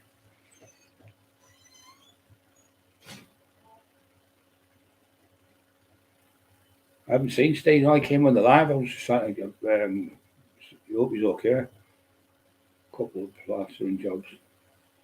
Paul, what do you do work, Paul? Where are you from, Paul C? Are you from the northeast? You know, not around the corner from me, are you? I fucking house do. I need to get fucking doors put and everything. Well, to get it sorted, to get it sold later on. Oh, they said that, going, he's lost his house. They've had it's getting repossessed off him. He's getting it lost at Christmas. Remember all that shit they made up? They're just fucking round the bend. I couldn't be bothered making stories all day long about someone. I'd rather do something beneficial, like read something where you can help your shoulder, or come in here and help somebody with this thing and that thing. But they're fucking mental they are.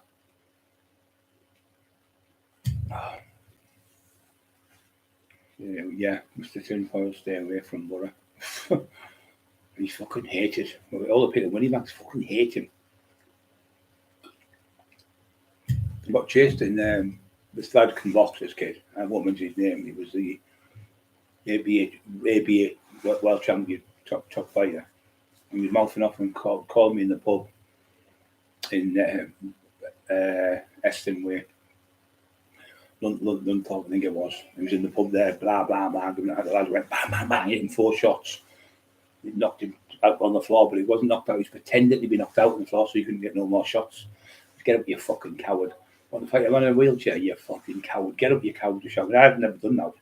I only found out later on, about 3 or 4 months after it. Anyway, he got the police on him, so everyone in the pub made statements that he started the fight. Because he did start the fight, he threw punches at the lad, and I counter punched him. He said he was like that, big daft windmills, fucking threw 2 punches and missed me by a mile. And bang, bang, bang, bang, 4 shots. And that's when, remember the bus driver, he said, I've just seen him, the idiot on the bus, the fake author, he said, he's got a big cut lip, all his eyes black, and he looks like he's had a good hiding. And the bus driver, that man was okay, I wish he kept in contact with that man. And he said, he's just been on the bus saying, I'm the greatest author in the world, my name's this, and I'm doing this, and I'm doing that. And he said, when you sit down, these old people going, when you sit down, I'm trying to read the paper, he was somebody's on the bus. No, you get, because he was getting this, like, it's a stagecoach in America, they call them, where they get from one place to another, and one, which is like, say, from Stockton to Middle to one, you just drop you straight off from one bus stop to another, but they don't go from bus stop to bus stop, it takes hours when you do that. So he was getting one of them because he was still staying in Stokes at the time. But he got moved up there in the tech up there. Sorry, he's still going to Stokes to get them tablet things. They've all been stopped as well. Where he's been going, they've all fucked him off. They all know he's a grass now. Somebody said, can I get? He said, no, I'm not working with you, you're a grass. So another one phoned me about 6 months ago and said, he's just been at my door asking me for blue things. I said, fuck off. He said, you would have set me up as all the other people set up. Grass. He's no one biggest grass walking. And the great thing is, everyone knows what he is now. This shit about me with a knife. I've never carried a knife in my fucking life. Never, ever. I've never, ever professed to be a professional boxer. Absolute crank. Never, ever. I've been professional. I've been the fucking lad who was ranked 10th by the WBO I had a fight with him and I was off my head. He got the better of me in the fight, but I had him beat. I had him choked out on the floor and he was saying he's had enough, and I let go of him. I put my hands on a taxi and he caught me with a body shot and dropped me and I couldn't get up. So I trained for 10 weeks, I went back to the red car, trained on the beach and everything, come back and I smashed it in a piece, 3 shots, left jab, right hand, and then the right uppercut. I smashed his jaw in 6th place and retired him for life. He fought for the British heavyweight title. So that was the only slip up I had. I fucking raging with myself, but you know yourself, guys, it's like you've been on the skunk all night. But I was out for 3 days, no, 2 days. I was out Friday, Saturday, and Sunday morning, 12 o'clock in the afternoon. So I'd been out maybe 3 days, 2.5 days, and I'd been drinking Bacardi and Coke all night. And I was taking poppers, sniffing them with the lads from Newcastle. And we had about fucking hell, must have had 10 E. And then I attacked someone, 50 E, and I took 4 straight off. It was about 1 o'clock and he came, and I was off me fucking tits. You know, my eyes were massive. The sweat was pouring down me. I went out and went, oh, just get out the back way. I said, I'm not running from no fucker. He said, Ryan, you'll beat him normal. You can't, you're off your fucking head. You've been up all night. You've been up for days. He's been in bed. He's fucking doing 10-mile runs. He's training for the British heavyweight title. You're not just talking about a normal man. We're talking about professional, yeah. I went, fuck him. I don't run from no going because down. I said, but them 6 kids used to chase me. I turned one day and I beat him in the fight. And I said, this is the day I never run from anyone again. I used to run away when I was a kid, scared. I was only a little kid. So I went back and I destroyed this. I said, anyway, I went for a 3rd one. I went to Paddy Conroy's house. And I knocked on the door and I said, look, you promised me I could have another straight with this lad. Let's say he's won one, I've won one. So he phoned him on the phone. It's in Paddy's book. It says, fuck on the sign, it says, he came to my house for Speedy. And he come in and he said he wanted to fight Dave. And he said, get him on the phone. And he said, Dave said, I don't want to fight him. He said, I haven't been training. I said, well, I wasn't training when you come and got me with all your mates. It was 12 of you. I was on my own. The people with me just like straggled, you know, people coming out of the club at the end of the next day. And I said, so let's have this fight. He went, no. I said, well, can you fight me in the street? And he went, no, I can't. I said, okay, we'll call it a day. So when I went to my mum's, he came round my mum's. He went, are we all right? Of course we're all right. Give me a sandwich. Give me a hug back. We've been all right ever since I've seen him. Last time I seen him, he went, hey, big fella, you all right? You're looking good. Because I lost a bit of weight. He said, you look better all that weight off. You look a lot better. You look really fit. I'm glad, I'm proud of you off that thing. He was nice as pie. He fought for the British heavyweight title. A really fucking tough lad. And that couldn't tell me about fighting people. About Lee Duffy. I thought that would kill Lee Duffy. I thought fucking every top fighter in the North East, or fought, beat them all. Best fighters in Darlington, best fighters in fucking Sunderland, best fighters in Newcastle, best fighters all over the place I beat. Not every one of them, but most of them. Because most of them didn't want to fight me. And you wouldn't have a name like mine if you was being beat. But somebody he beat him, and he beat him. And he's only one. There was gaslighting and that was rectified when I went back and beat him. I fucking still hate myself for getting out of shape. What I thought I can still beat anyone without training. You can't do it. Like Mike Tyson when he busted Douglas, punched him all over because he thought complacency. I totally busted Douglas. I easy beat him, but you can't fight a professional heavyweight boxer when he's fucking trained doing 10-mile runs and you're sitting in a rave all day, sniffing coke and fucking eating ecstasy tablets and drinking Bacardi and Coke. I used to get them out the 4 o'clock shop, the bottles at 4 and 1. It was called the 4 o'clock shop because it used to open at 4 and people go and get the newspapers. I run the shop, so I used to go and see Jeet, they called her. I used to go and see him. She used to give us a bottle, like a big massive bottle like that, and we used to go back. And I used to put it in cans of Coke because if the cops come in, I'd throw the bottle away. I'd put it in the Bacardi, and then I'd put about that much Bacardi and then about that much Coke. And I used to drink that. I remember living at Eddie Buick. We were on the door one night, and he went, "Can I drink that Coke?" And he went, "Fucking hell!" And he bent his throat off. He was laughing like fuck he was. Class Eddie'll tell you how good I wasn't fighting. Eddie do. I'm going to be doing a gig with him in Sunderland. I'm going to go and do one in a couple of months' time. I'm going to go and see him because he said I won't do one anywhere else. Slowly, I'll do one with Brian Cockerill. He said that. He said, see that man sitting next to you, bravest man I've ever known. He said he had some bottle in him. He said he bravest man I've ever known. He said of all the fighters I've ever known, he's the best. He said to him. He tells everyone that story. And then all his doormen came 5 one day. Then they come the next day, about 12 to the 15, them all in the front, all big, fucking massive 20-odd stone, like hours in the day. can we get the book signed, Brian? He said, oh, and he said, you're the best ever. And he said, true, you're best. I said, no, he can be better than me. He said, no, he's honest. He says, you're the best. He said his power was unreal. He said his right hand, when he was boxing, he said, I went in the garage, when he was in the garage, and I parked my car in my other house, and I hit the bag, and he went, that punch would knock a fucking wall down. He said, you need to start pulling your punches because you don't want to kill someone with that right hand. He said, and that left hook, phenomenal. He said, and that idiot, you see me on the bag in the back garden, because I'm off balance a little bit, because the garden, it's grass I'm on. So your feet, 20, I think I was 22 stone, 10 pound on there. I was ripped the fuck on there. You can see that my abs are coming through and everything. And I was throwing the punches, and my feet were a bit off balance, but I'm in the back garden. Every punch landed, and you can hear the power of the punches. And the lad who was holding the pads went, he was hitting me that hard. He said to Lee Wortley, and I think he told Lee Wortley and Matt Legg, he said he was near to it. He said it felt like he was just a came my shoulder. He said I couldn't wait till he stopped punching. That's why I stopped it, because he said my hands were fucking killing me with my shoulder. He said he was putting me through the fence next door nearly. He said I've took hundreds and hundreds of people on the pads, and there's only one, Brian Cockerill. He said, and that's in the middle of the evening Gazette. I've got it upstairs. What he said, a fighter like Brian Cockerill only comes around every 50 to 100 years. He's got all the attributes. He's got the chin, he's got the power, he's got the strength. His hand speeds are phenomenal, and the accuracy of his punches are just spot on.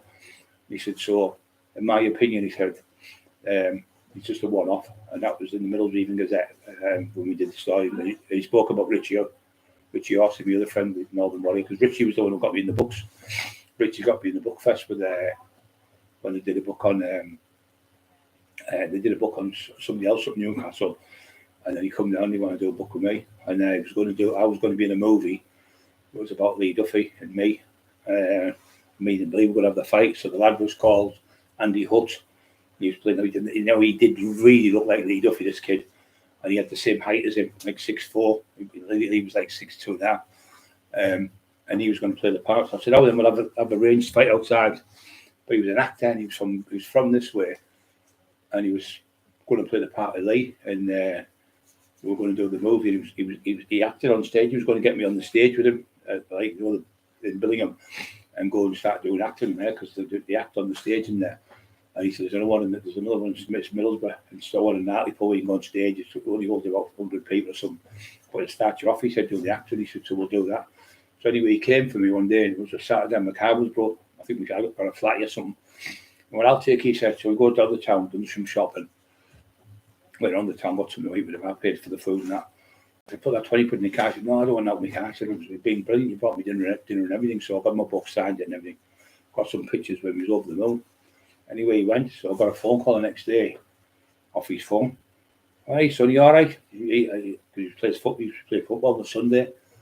I said, are you all right? She said, it's not Andy, it's me, Brian. He's the missus. She said, are you sitting down? And I went, no. She said, you need to sit down. I said, so I sat down. She went, Andy passed away yesterday. He's playing football on the field. He had a massive heart attack. He was only 27-year-old. So it was fucking horrible. 27 he was, that's all he was when he died.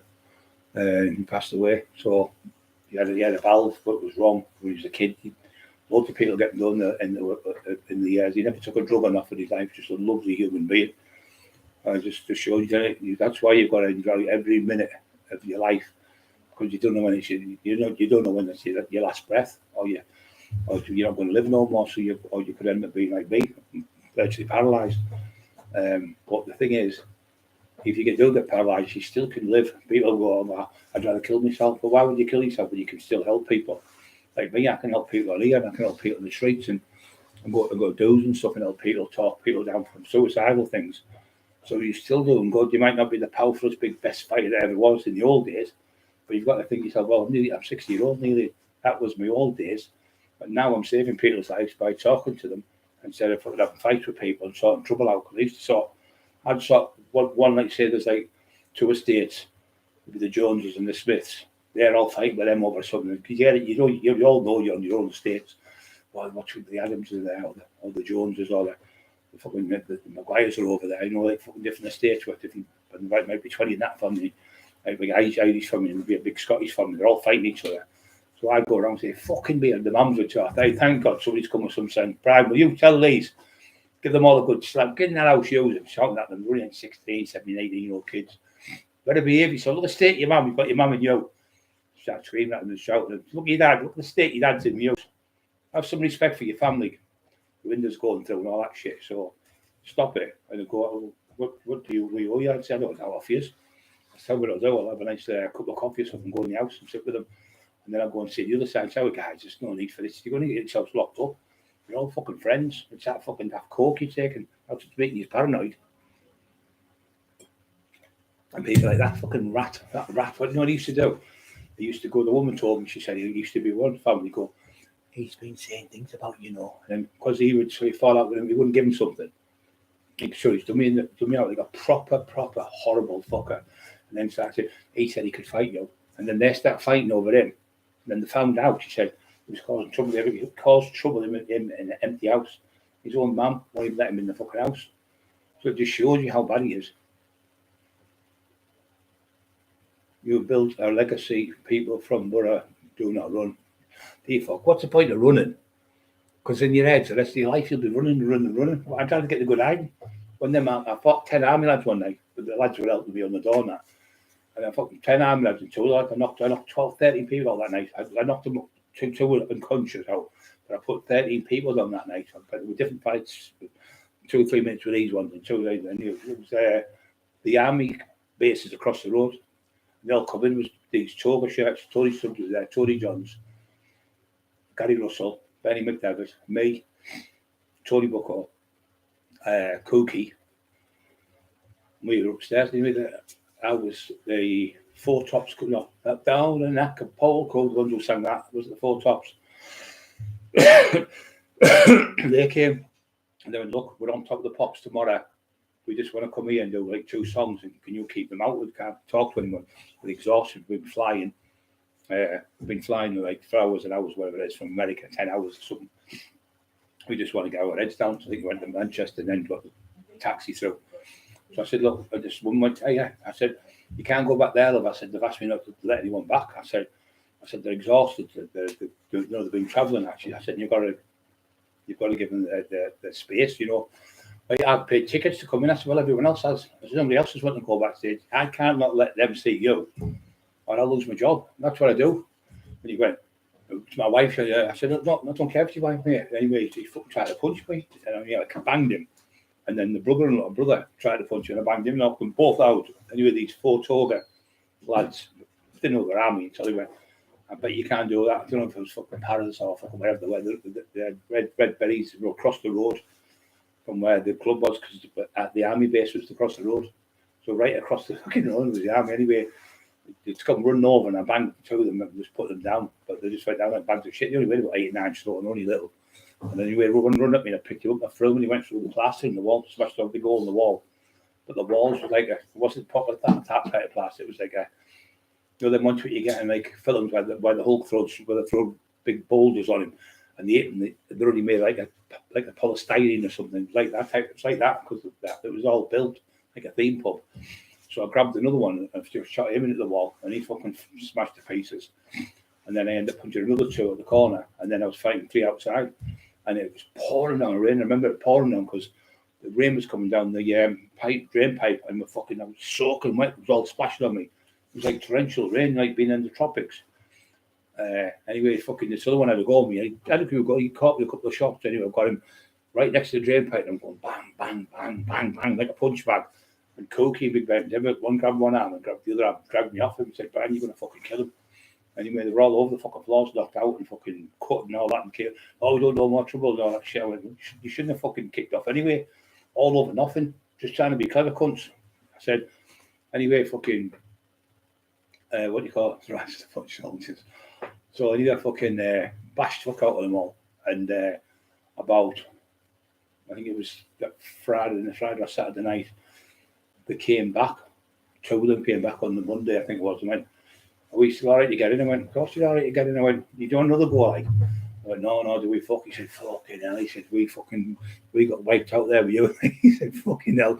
He said, you hit me. He said, I'm still half unconscious now. He's fucking laughing his head off.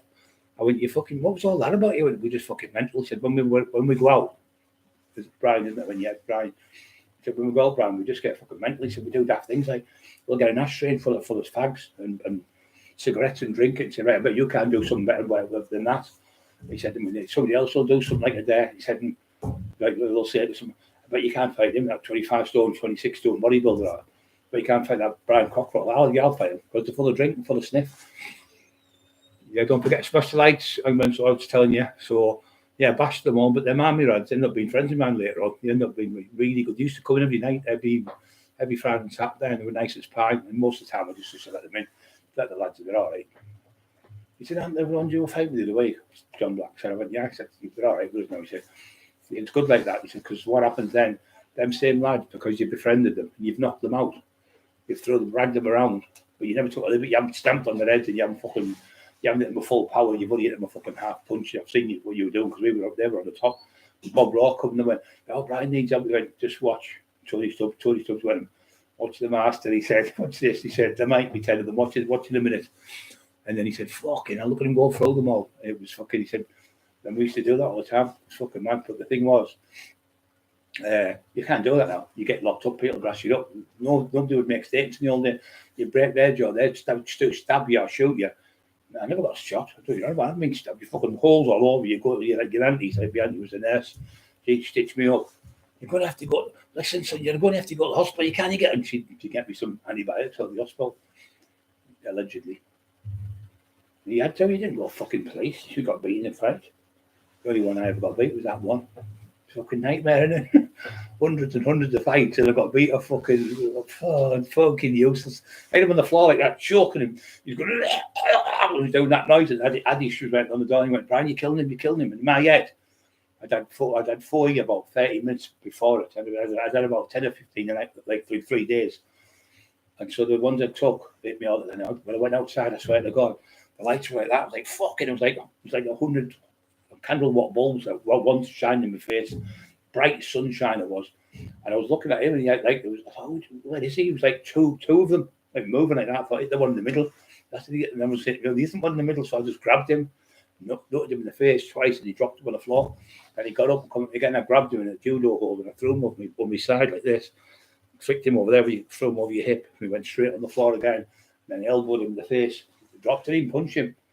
Put him down again 3 times. I put him down in about fucking 15 seconds. And the third time I put him down, I picked him upside down like that and heard him and tried to smash his head at the ground. And he weighed 18 stone, 2 pounds like he weighed, 6'2.5".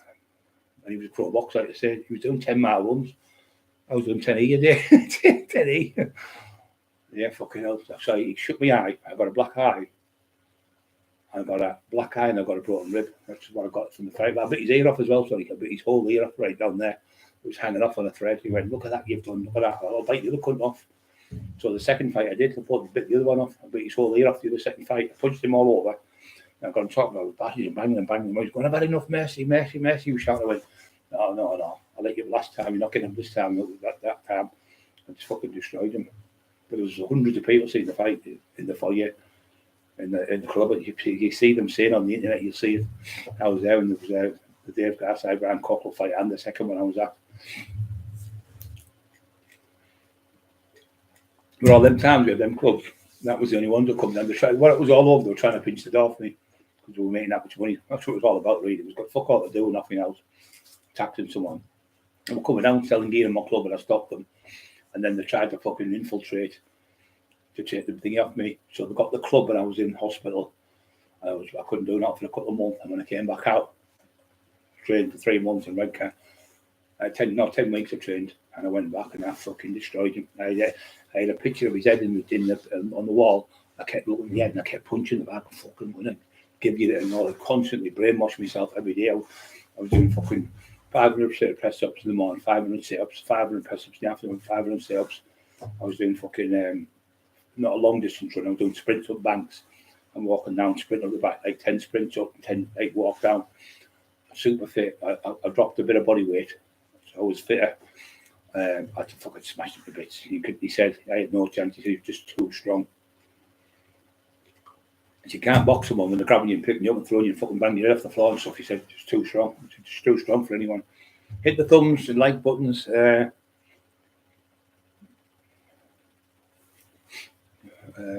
depends if people are on. Emily, that's who it was. Emily, sorry. Emily, that's her name, yeah. Emily, now I remember now.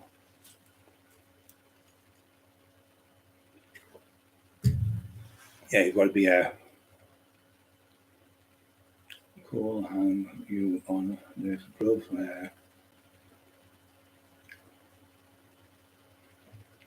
Audits depends on what are on. Yeah, you get these sometimes people can verify everything you say because they work the door, yeah. People tell their sons and I was there that night when you had a fight with them lads. I was there that night when the fucking wrecking crew come. I was there and they worked like barmaids and things like that. So they can back you up because they'll tell the story, oh, you fucking hell, you had about 6 lads outside last night and knocked them all out. Or you had a fight with 4 lads and fucking chased them, they all ran off. And so the stories would just keep going round and round of people. This was everywhere all over Teesside, all over the North East doing it. Even going to places like Leeds to work on the door, going to places like York to work on the door. Other people would do that. I'd go on my own, one lad with me. He'd drive the car and I'd be on the door, sorting the trouble out. In cities, I was going to sort trouble out. In Bradford, places I was going to Luton and sorting trouble out between Asian families. Went mad with them because they were talking in Pakistan. I went, oh, whoa, fucking English. If I'm here and there's trouble, I want to know what's going on everywhere. Never mind talking being rude, Joe, really rude. And he went, he's right. The mother said, yeah, English. It's being rude talking to me in English, then talking Pakistani. I said, fucking, like me talking Scottish. And he said, yeah, you're right. Sorry. So I need to know what's going on here. I'm not walking into somewhere where there's an ambush or something. Big feud over it. It was over. Someone was supposed to get married to this one. And they still upon trying to get married. How fucking nightmare it was. These arranged marriage things. All of that, and the dowry is supposed to be 50 grand or something. It was only 35 or something. So I had to go down to sort that out. Me and my mate, the lad's dead now. I can't remember his name now. He lived from Newcastle, big bodybuilder. Right the door, and he knew him because the lad who had Javad who owned the mall, and he owned Tall Trees and other clubs. I've seen him to the right, Jimmy D. If you're on Jimmy D, great lad, the Asian lad. I used to go in there, red carpet out, anything. It was won 4 years out of 5 the best nightclub in England. Peter Stringfellow was fuming because they kept getting the award. Stockton nightclub, fucking massive. It was beautiful inside. And then they got Tall Trees that had to like 3,000 people in there. Absolutely massive Tall Trees, big swim pools and everything in it, fucking monstrous. And then he had another club in Bradford, and now he used to go down there. That's how I got to know the Asian lads down there. I go down there, they love me down there. A couple of Italian lads down there, I know me well, really good, proper fucking villains. That's what I'm saying, people know me everywhere because I've been like to London and all them places as well, and we're working with people down London and different places all over. Where that scruffy little cunt, never been out of the fucking Teesside, just come any little cunt. Doesn't know any fucker, just lies, I just tell the truth. If you tell the truth, you better tell the truth and say, yeah, it was me, I did knock it out, or it was me, I did that. Because if you tell lies, you look like a fool. Making lies up, because people can counteract what you say. But when that idiot comes around and goes, oh, that 460 kg, you're only holding it 2 inches. But what it was for was to get me to used to holding the 460 kg on the van. He was going, Eddie Hall can lift it off the floor. But I'm not Eddie Hall. It was fucking 30 odd years before Eddie Hall came around, you silly cunt. Eddie Hall wasn't around 30 odd years ago, you silly bastard.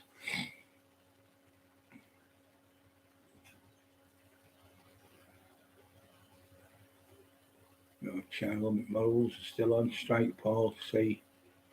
Stinks Paul C. Sorry. I'm an audit.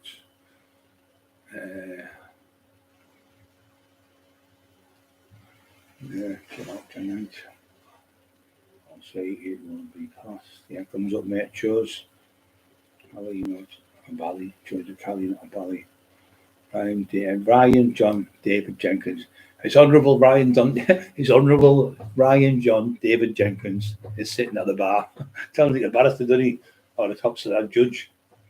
That definitely looks like an ex-solicitor's firm, doesn't it? Ryan John David Jenkins. Maybe you may rise. Yeah, he sounds like a QC at the bar, doesn't he? True, have expenses not allowed. People who say negative agile brands legacy. Yeah, just divvies. I mean, you got a red car, maybe fucking knows me. You got Hartlepool, everyone knows me. Every single kid knows me in red car Hartlepool. Everywhere I go, like Liverpool, Manchester, anyone. Oh, it's a tax man. Can we get a picture? Can I get a picture? And me and them, when we go to do's and that, we filled them out. Right, that could be took in. We filled the whole place. 400 people. He fucking fell asleep in the club like that. Fell asleep in front of 400 people and cameras on him and everything. Fucking pathetic.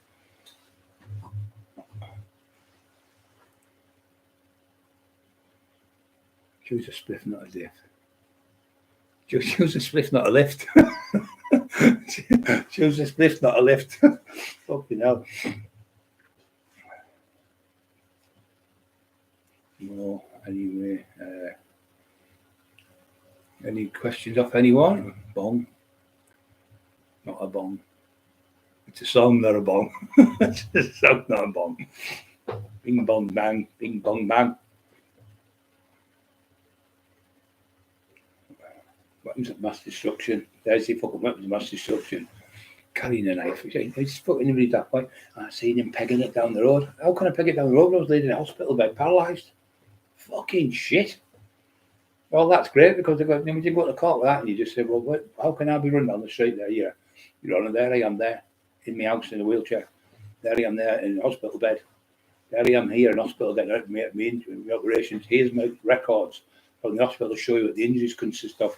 And this man been able to walk and run down the street and beat someone up or stab someone or carry a knife or anything.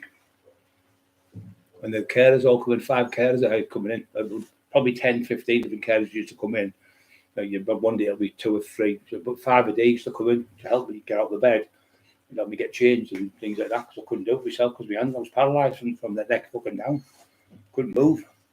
I got my right left hand to move a bit. And I used to be able to text a little bit, but I used to have to put it down. I couldn't hold the phone.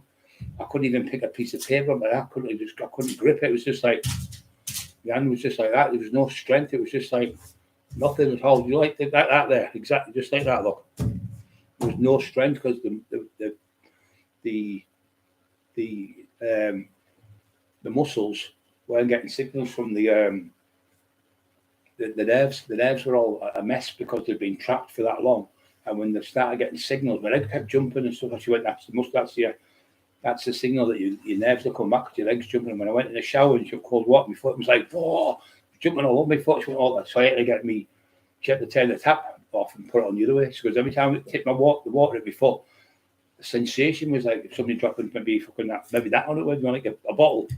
But not really accurate. No, that's your nerves coming back. And that was the first sign when I was starting. I was in the hospital in North Tees. It's going to be up to 2.5 to 3 years before they come back properly. They said it could take 3 years, but he said, but you might never walk again. To be quite honest, he said it's probably 50-50 chance that you'll walk again. He said, but you won't train again. You'll never ever be able to train again because it's that severity of the injuries that bad. He said the only time I've ever seen it worse is when there's been a complete broken back where they've been killed in a car crash or somebody's been it's been severed. They know the whole neck or something. He said so. It's horrific. He said when we looked at it, there was 6 surgeons went, Jesus, when they seen it. He said because it was that tight. It was getting tighter and tighter. The spinal stenosis. It was going to sever my spinal cord. So I'd have been paralysed from the neck down. He said like if you'd been a paraplegic like Dingy Hawkins, I'd have been like him, fucked. You'd be nightmare doing that because you wouldn't even be able to do yourself in if you wanted to do yourself in, would you? You could run him over, couldn't I? The wheelchair, couldn't I? Why didn't they get me electric one? How come I when you got a normal? Poor Emma, when his legs are fucking solid. What's you me about all over? Poor Emma. Getting tortured off them. Horrible bastards. Cowardly fuckers they are. Bullying a woman. Bullying a fucking woman and poor Bobby fucking with autism. You know what day it is half the time. Fucking bullying someone like that, fucking disgusting. Going to bum your brother. Fucking round the fucking bend he is. Fucking shit house. Got that saying off I don't know if I told you this was Peter Fury. Peter Fury said he was that disgusting Sykes in jail he would even have sex with a dog. He was that disgusting. He slept with anything. He was an animal he was. He said he got an horrific. Johnny Nelson said the same. He said that man, what he did, what he went through was horrific. But to tell you the truth, He deserved every single bit of what he got, because what he did in his lifetime was disgusting. Absolutely vile what he did to people. Because he knew about him in the jails. They knew what he was doing because they were in that area. The most hated man in Wakefield. They all got a petition. The whole city got a petition up to get him out of the city.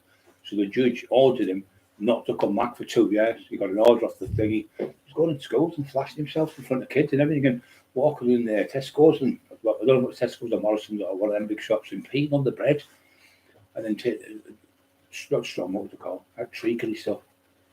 And see the name, but it's like that thick beer or lager. It's fucking horrible. It's like one cans of like equivalent to probably 6 cans of normal beer. I used to drink that. There were 2 of them, and they weren't allowed to put him out because they were scared of him. The doorman and Tesco's, the security guards. So they have to phone the police. So he was done for 25 offences in 3 months. Went to court and they kicked him out of the city. He said, "Don't come back. You're not welcome in the city of Wakefield. The people have had enough here. There's petitions all over about wanting you out of the city." And he's laughing at it. I think it's good. For petrifying people and scared women and stuff. And that's what he's become, just like him. He loves him. Absolutely loves him. He said, "I've watched his documentary 120 times. Completely obsessed with Paul Sykes." Listen, lady, I hope you're all right. Put your knife down. That is weak. Yes. Never carried your knife in my life. That's why I'm the ambassador of the North East for the anti-knife campaign with Ben Span. Put down your knife, save a life. We're the ambassadors of that. Me and Emma in the North East. So another girl from Newcastle, she's one. We try to help Mandy Jameson from Liverpool with that son, everything. Lovely lady as well. Another one will come on. Told all the truth about Dick Higgins, his bullshit, all his lies. So I was lying there, tinfoil's best. Another one of tinfoil's best mate, another fucking wrong one. Darren G, another wrong one. Talking to 14, 15-year-old kids saying, after the show, we'll just go upstairs and make mad passionate love to 15-year-old girls and 14-year-old girls. You should have never, ever been allowed back on YouTube. And fucking disgusting saying that to kids. We'll go upstairs and we'll make love. Fucking hell, it's on the bend. You're saying that live in front of everyone. What they're doing behind closed doors, these people. Weirdos.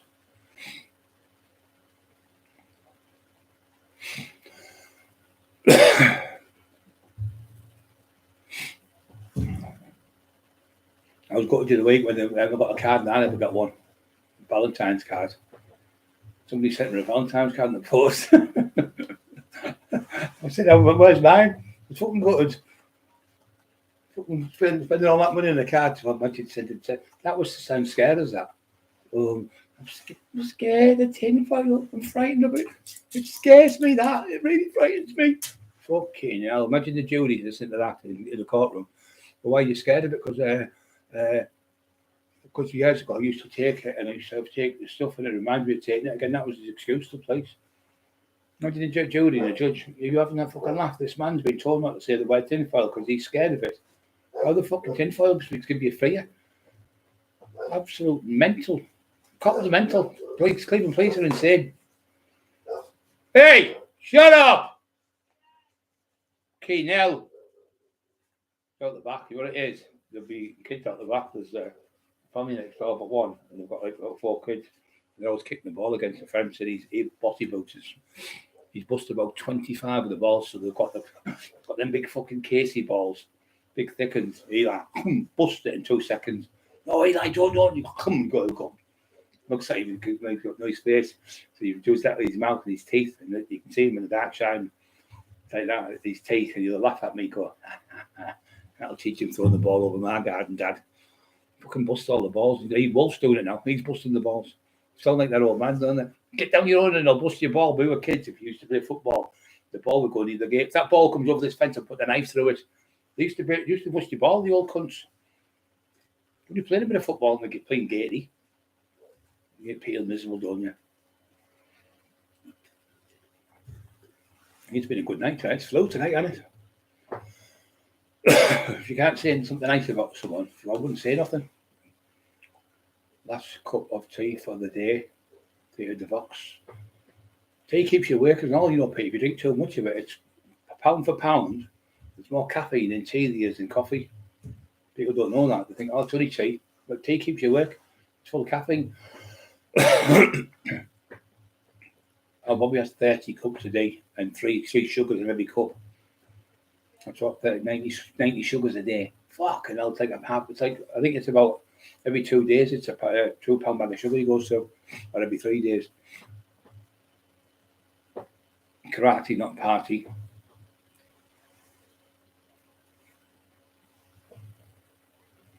Hatch it, not catch it. Yeah, okay, it's coming up with some fucking sayings, isn't he?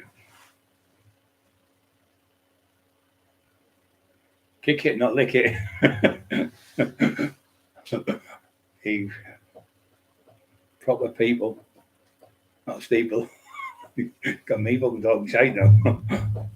It's this G. Okay, you know, this G.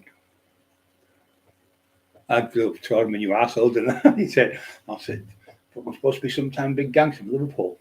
I thought he'd be going around at the top of the range A4 fucking Audi A4 something, or a top of the range fucking BMW, or a top of the range Range Rover. He's riding around on a fucking BMX bike. A fucking 10-year-old. I think it's a grifter you're on, isn't it? A grifter. A fucking grifter. And you want to meet me? It's supposed to be big gangster. He's running around on a BMX bike. Not a BMW. It's a fucking BMX. Everyone was fucking howling, laughing at night. Everyone was fucking pissing themselves. Must be a big town gangster. Fucking run away from fucking 16-year-old kids.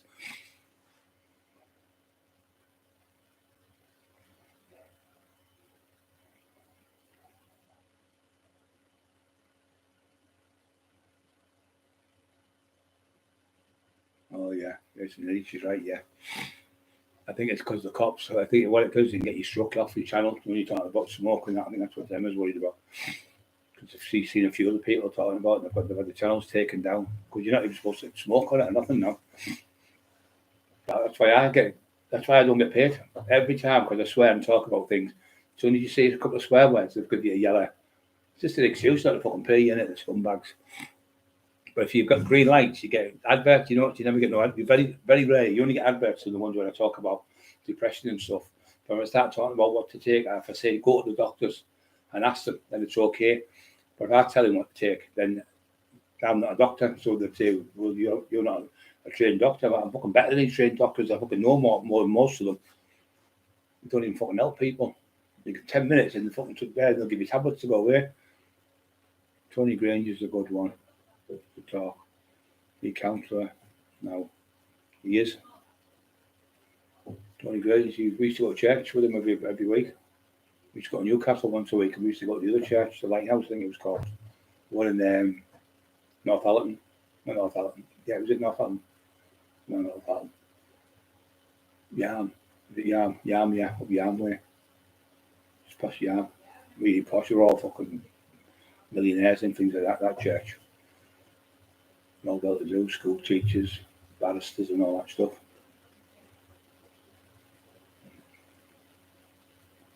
Nice to go in the church, so it's nice to be nice to people, help people.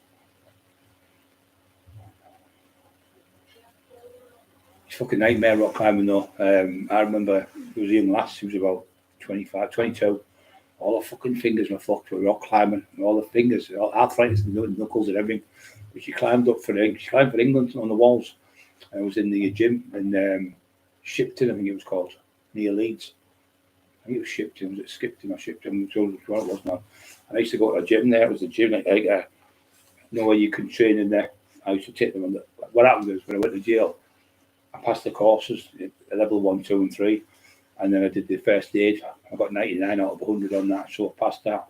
So there was a lad in there that used to teach people to swim. That I couldn't teach him to swim, so I didn't have the lifeguard. I was doing it. I was halfway through it and ended up getting out early. So anyway, what happened is I went to the gym, and the governor sent me after about 2 days being in the gym, in this jail, said, "Oh, would you be able to train people at the gym?" Can you? I said, "Yeah, I'm allowed to train with 50 people at one time." So then they checked all my stuff and that, and I was past. There's another thing. He was going, "Oh, he's not allowed with children. Not allowed with children." Well, I was in a fucking gym training kids all day long. So the kids used to come in, there'd be like handicapped kids as well, loads of them. And I'd be in the water with them, but I'd give them the float and that, come on, you can do it. And the kids who were handicapped would try hard when the kids were fully fuzzy, fully normal.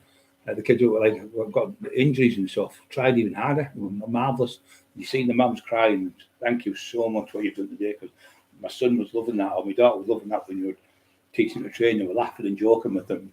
You've really got a good gift for kids. She said, keep doing what you're doing. You've really good. Then more people kept coming. And then the manager come to see me, he said, can I have a word with you? And yeah. He said, you've done really good today. He said, we've had so many good reports on the way off the mums and that and the dads about what you're doing, helping people and that. He said, it's getting more and more people. Since you've come, we're only getting like, say, 10, 15 people. There's 30, 40 people coming now. So it shows you how much I like it. He said, in the boxer size, what you were doing, teaching the people out the box, that's gone up from 5 people to 25. He said, so you're really doing well for the sports centre. But I used to have to test the water and see what temperature it was, and the pH levels, a bit like having a fish tank. And the child would do that. And then he had to open the vending machines and put like Mars bars. I was in charge of the money and all that stuff. And they trusted me. I've never been a thief in my life. Never stolen out. Tax drug dealers, totally different. We're not in stealing out of people's houses and stuff. Not like that fucking scruffy cunt. So I got the job doing them. It was great because it was, instead of being in jail all day, I was out. So they were letting me go. I was walking down the town in Leeds, like the centre, because the girl took me for something to eat. She was a horse. She did horses. She had horses, and she was the other one was called Julie. She was a swimmer. She swam for the county, swimming for Leeds. So I was talking to her. She was walking in the water. I was walking around the water as fast as I could to keep up. That's how fast she was fucking swimming, doing that thing every go and just doing that with her neck. I was fucking hell. She's like a torpedo in the water. And they were swimming for like the county, for England, for England for North Yorkshire, I think it was.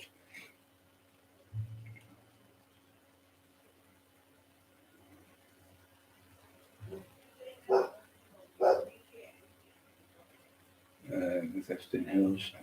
So anyway, I started teaching that. They used to have like weights, but it wasn't like they didn't have a limit bar. They had like a chrome bar, but it'd be like 20, 10, 5K, 10, 15, 20. So it was just a bar and a couple of dumbbells, maybe from 5, 7.5, 10, 15, 20 or something. That was it. And then it was all machines, bench press machine and shoulder press machine. So I had to take people on the weight, show them how to train and everything. So I got them in one. I got them on the bike for 5 minutes, and then on the row machine 5 minutes, and then we're ready. I'd start them off. I'd start them from the neck. We do shoulders press. We do a little bit of upright row. Then we do side shoulders, and then we do chest, and then we do dumbbell flies. And we come off that. Then we do pull downs to the neck, pull downs to the front, long pulley, and then we go to legs. We do leg biceps, and then we do like just 10 reps on each, and then we do leg extensions. Shut up! Fucking hell, man. And we do leg extensions, and then we do calves, and then I'd walk. I would let them go back on the bike for 5 minutes. I'll walk around the gym outside, so not the gym, so in gym, because there's a gym as well where you could do. We used to have like gymnasts and all that in doing the stuff. So we used to have fucking dogs through your head in barking all day long. They never stop. Stiff shoulders and neck. Yeah, you can get that. My man's good today. My neck, I've got no impingement in my neck or nothing now. I've got it out. I've got everything done there. You can tell if it's an impingement when you go back, and if you can feel it coming down your neck, you'll feel it. The neck's actually getting big. You can see how thick it's getting now. Trying to put weight on now. So I used to train them, and we used to have to get all the gym stuff out and the mats and that for the gymnasts. So take an hour to put all the stuff out, and then about 40 minutes to put it out, about 40 minutes to put it away. It was hard fucking work. The sweat was pouring out here. Then we'd take people boxes on the bags. And I'd say, who do you hit today? So my husband did on my nerves. I said, well, punch his face in. Go on, hit him. Punch what you call Derek, right? Derek, punch him. Come on, who you hitting? Derek, faster. And you should be knackered. I went, I feel great now. I said, but don't go up and beat him up, And she just laughed her head off. But they felt great because they'd have like handicapped kids. And they're hard work. They are hard to look after. Obviously brilliant, but it's hard for the mum and dad, to get a break. So they'd come there and do a bit of boxing and stuff. It was great. So they used to get, the couples used to come. I used to train the man and wife together and stuff. And the bloke said, the manager loved it. He said, you're really good with people. then you're really good at training people. You said, yeah, if you ever need a job, you could always get a job here with us. Even offer me a job after it. So that's going, oh, he hasn't been helping no kids and all that. Well, go in the Middlesbrough Gazette and you'll see all the schools have been now. Made a fool of them the other about 6 months ago and put them all up. He's just jealous of everything I do. It's like shorts. He never wore shorts in his life, so he said, mate, so he wears shorts now because he copies off me. Everything I go to do, like say I'm going to do something for the company. I'm not with the BBC now. He always has to come back with something else. No matter what we do, if I'm saying I'm going to look in the moon tomorrow, when I'm going to Jupiter, he has to copy everything and try and be big himself up. But when you go look at his YouTube channel, there's no one on it. He's got no friends.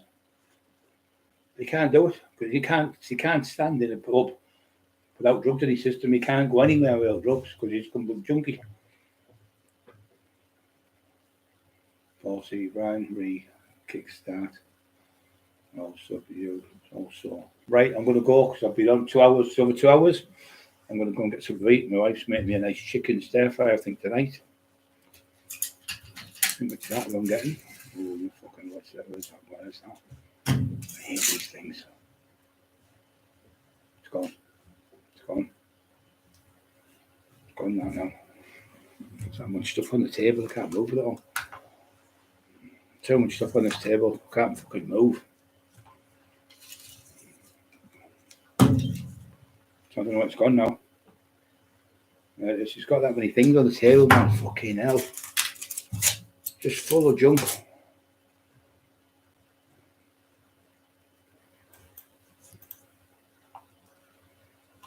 Can't do this, mate. Yeah, I got it. Yeah. Good. Got the first